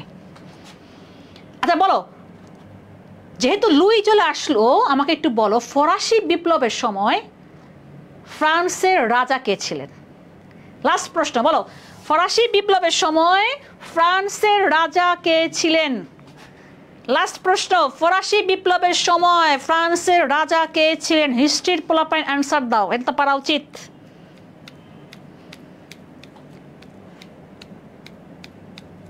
রুশো।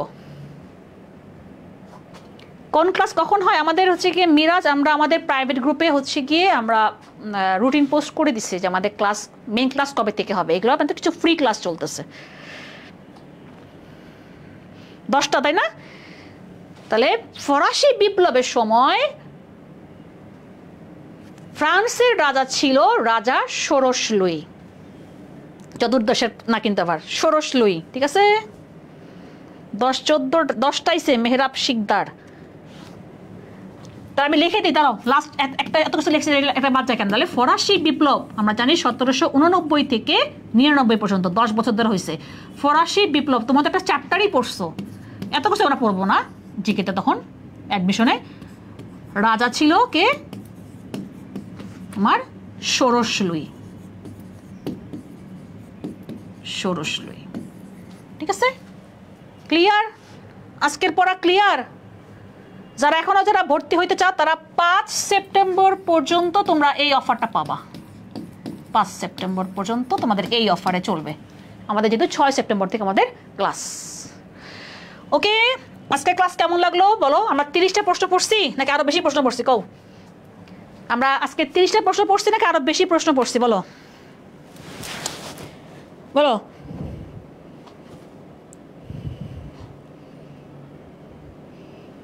তাহলে এইভাবে আমরা যদি কোশ্চেনগুলো অ্যানালাইসিস করি, তুমি দেখো যে একটা প্রশ্নের সাথে সাথে যদি আমরা আরও কিছু প্রশ্ন পড়ি তাহলে তুমি দেখবা তোমার অনেক কিছু প্রশ্ন পড়া হয়ে যায়। এই জন্য আমি সাধারণত এখন যে ক্লাসগুলো নেই এরকম কোশ্চেন অ্যানালাইসিস করে ক্লাস নেই। সো তাহলে তোমাদের দেখা যাবে যে 29 নাম্বারটা আরেকবার বোঝান, ওটা তো আমি বুঝি নাই। আচ্ছা 29 নাম্বারটা কি দেখি তো, কি ছিল? আচ্ছা আমি বলি একটু যে 29 নাম্বারটা বলতেছো, সিরিয়াতে একজন ছিল স্বৈর শাসক, প্রেসিডেন্টের নাম বাশার আল আসাদ। তাকে ক্ষমতা থেকে নামানো হয়েছে, এটা শেখ হাসিনার মতন, তুমি এটাকে ইমাজিন করো। তো বাশার আল আসাদকে এই যে নামানোর পিছনে যেই দলটা কাজ করছে সেই দলের নাম হচ্ছে গিয়ে হায়াত তাহরির আল শাম। আর এই যে গ্রুপটাকে নেতৃত্ব দিচ্ছেন এই যে এই লোক আহমেদ আল সারা, বা ওনার আরেকটা নাম আবু মোহাম্মদ আল জোলানি। উনি এখন বর্তমানে সিরিয়ার বর্তমান প্রেসিডেন্ট। দেখো তো বুঝছো কিনা যে জিজ্ঞেস করছো? বুঝতে পারছো জিনিসটা? হ্যাঁ। এবং বাশার আল আসাদ পালায়া চলে গেছে রাশিয়াতে, কারণ রাশিয়ার সাথে তার সম্পর্ক ভালো। এরপরে যেটা বললাম যে এই দলের যে মেইন, উনি এখন বর্তমানে সিরিয়ার প্রেসিডেন্ট। এবং সিরিয়ার প্রেসিডেন্ট এই আহমেদ আল সারা হওয়ার পর সিরিয়ার নতুন জাতীয় প্রতীক হয়েছে, জানো? এই যেগুলো সব সাম্প্রতিক, সোনালী ঈগল। কি? সোনালী ঈগল। এই যে একটা সাম্প্রতিক পড়ায় ফেলাইলাম। এই যে এইভাবেই করে তুমি দেখবা আমরা ক্লাসের সময় এগুলো পড়াবো, ঠিক আছে? না, আজকে আমাদের ফ্রি ক্লাসের কোনো পরীক্ষা হবে না। হ্যাঁ, ফ্রি ক্লাসের কোনো পরীক্ষা হবে না। তোমাদের পরীক্ষা হবে যখন আমরা পেইড ব্যাচে ক্লাস শুরু করবো, তখন আমাদের পরীক্ষাগুলো হবে, ঠিক আছে? ওকে, অনেক কিছু শিখছি আপু। আমার ক্লাস করবা, তুমি অনেক কিছু শিখবা। তোমরা সাধারণ জ্ঞান তুমি এভাবেই ফিল করে পড়ো যে তুমি শিখার জন্য পড়তেছো। পরীক্ষায় পড়ার উদ্দেশ্যে যে পড়তেছো না, তখন হচ্ছে গিয়ে তোমার গরম হয়ে যায়, দূরও ভাল লাগে না পড়তে, দূর এগুলো কি পড়বো। তুমি শিখার জন্য পড়ো, তোমার জানার জন্য পড়ো। আমরা এখন অনেক কিছু দেখতেছি, তুমি ফেসবুক ঘাটাও, তুমি দেখো না এখন কত কিছু আমরা আমাদের বাংলাদেশের বাইরের অনেক ইনফরমেশন আমরা আমরা দেখি, না পোস্ট আমরা দেখি। তুমি জানো পৃথিবীতে কি হচ্ছে না হচ্ছে, তুমি জানার চেষ্টা করো, এইগুলোই পরীক্ষায় প্রশ্ন আসে। তুমি যখন তুমি নিজের জন্য শিখবা তখন তোমার কাছে মানে ইজি লাগবে। তখন তুমি পরীক্ষার জন্য তোমার পড়ার জন্য মুখস্থ করো, তখন ভালো লাগে না। শিখো যে জানার জন্য, জানি যে কি হয়েছে ঘটনা। এই যে আমি অনেক কথা বলছি, একটা ঘটনা বলি না, এটা পরে বলছি। সেটা হচ্ছে কি, যে আনোয়ার সাদাত একটা ঘটনায় আসছে, এটা অনেক বড় ঘটনা, এখন বললে এটা অনেক বড় হয়ে যাবে। যদি পরবর্তী ক্লাসে যদি মনে থাকে তাহলে বলবো, হ্যাঁ, যদি সবার ইন্টারেস্ট থাকে তাহলে বলবো। হ্যাঁ, একটা ঘটনা আমি বলবো, গল্প আকারে বলবো, কিন্তু অনেকগুলো প্রশ্ন ওইটার সাথে জুড়ে আছে। একটা ঘটনা বলবো, অনেকগুলো প্রশ্ন পড়া হয়ে যাবে। ওকে, ঠিক আছে? জাতীয় প্রতীক সোনালী ঈগল। সোনালী ঈগল পিডিএফ দিয়ে দেবো, পিডিএফ দিয়ে দিব। মজাই লাগছে ক্লাসটা, দিয়ে দিব। ইনবক্স করো। আজকে 100+ কোশ্চেন কমপ্লিট হয়ে গেল, এই তো গুড। ওকে, ক্লাস করে খুব ভালো লাগলো। যাক, কোর্স অর্জন তাসিন RS তাসিন, আমি তোমাকে আমাকে ইনবক্সে নক দাও, তোমাকে আমি বলে দিব। ডিউ কোন ডিপার্টমেন্ট আপু, কি মনে হয়? সাবিনা ইয়াসমিন, আমি কি ডিউ কোন ডিপার্টমেন্ট তোমার কাছে কি মনে হয় বলো, কোন ইউনিভার্সিটি? আচ্ছা আমি লিখে দিচ্ছি, যারা জানো না আমি কোন ইউনিভার্সিটি, প্রথমে লেখা ছিল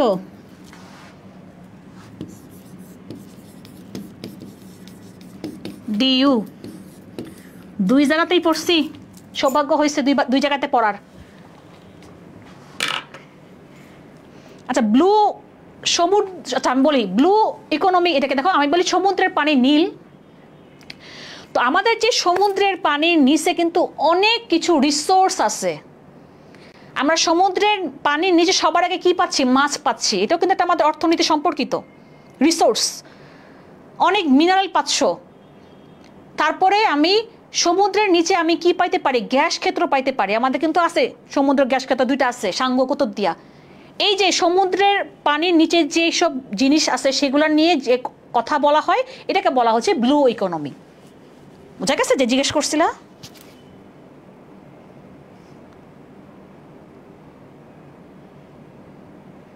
আমি সায়েন্সের স্টুডেন্ট হয়ে ক্লাস করতেছি।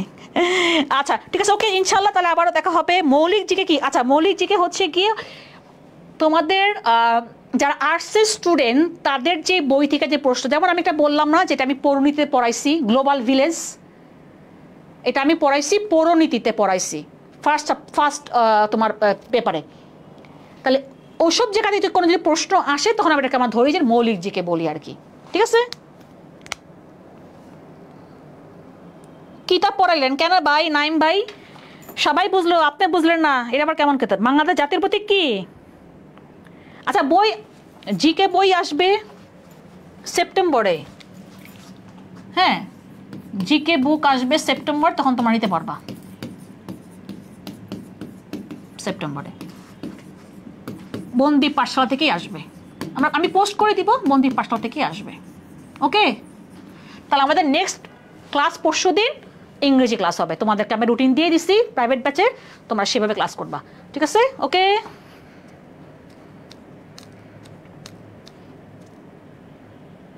বললাম তো মেহরাব শিকদার, বললামই তো। করো করো, ইনবক্স করো। ফাইজা ইনবক্স করো, সমস্যা নাই। নাকি মাহবুবা জাফরিন বললা কোশ্চেন পিডিএফটা দিয়ে দিব, বই দিয়ে কিছু বলে। আচ্ছা আমি বই নিয়ে কিছু কথা বলি, যারা বই পাও নাই। 1 নম্বর হচ্ছে গিয়ে যারা 20 তারিখের পরে যারা ফর্মটা ফিল আপ করছো তাদের বই পাইতে 5 থেকে 6 দিন লাগবে। যারা এখনো ফর্ম ফিল আপই করো না তারা কেমনে বই পাবা? ওয়েবসাইট থেকে বইটা তোমরা বইয়ের জন্য ফর্ম ফিল আপ করবা, আমি একটা ভিডিও দিয়ে দিব। হ্যাঁ আজকে না হলে কালকে একটা ভিডিও দিয়ে দিব। অনেকে তোমার এই বইয়ের ফর্মটাই ফিল আপ করো নাই। ওকে, কি মনে হয়? আচ্ছা আল মাহি, আচ্ছা ক্লাস যে করলা তোমার কাছে কি মনে হয়েছিল আমি যতক্ষণ মতন লেখি নাই ততক্ষণ মতো তোমরা বুঝোই নাই, তাই না? এটাই তো সায়েন্স, সায়েন্সের পোলাপান সব পড়াইতে পারে। ওকে টাটা, আল্লাহ হাফেজ সবাইকে। কমার্স থেকে কি পসিবল? আমাদের গত বছর কমার্সের থেকে একটা ছেলে 29তম হয়েছে, কেন পসিবল না? অবশ্যই পসিবল, তুমি যদি ভালো মতন তুমি প্রিপারেশন নিতে পারো। তুমি সায়েন্স হোক, আর্টস হোক, কমার্স হোক, তুমি যে কোনো জায়গা থেকে ঢাকা বিশ্ববিদ্যালয়ের বি ইউনিটে একটা সিট দখল করা তোমার জন্য পসিবল, যদি তুমি আমাদের ক্লাসগুলো ঠিক মতন ফলো করো। তুমি তোমার নিজের পড়াটা পড়তে হবে, খালি যে তুমি খালি ক্লাসই করলা, নিজে পড়লা না, তাহলে তো হবে না। আজকে আমি তোমাকে 30টা প্রশ্ন পড়াই নাই, প্রশ্ন পড়াইছি আমি 30টার উপরে, কে জানি লিখছে যে 100-100-র উপর প্রশ্ন পড়াইছি। সো তুমি এগুলোকে আবার যদি রিভিশন দাও, তোমার তো একটা রিভিশন হবে, একটা পড়া হবে।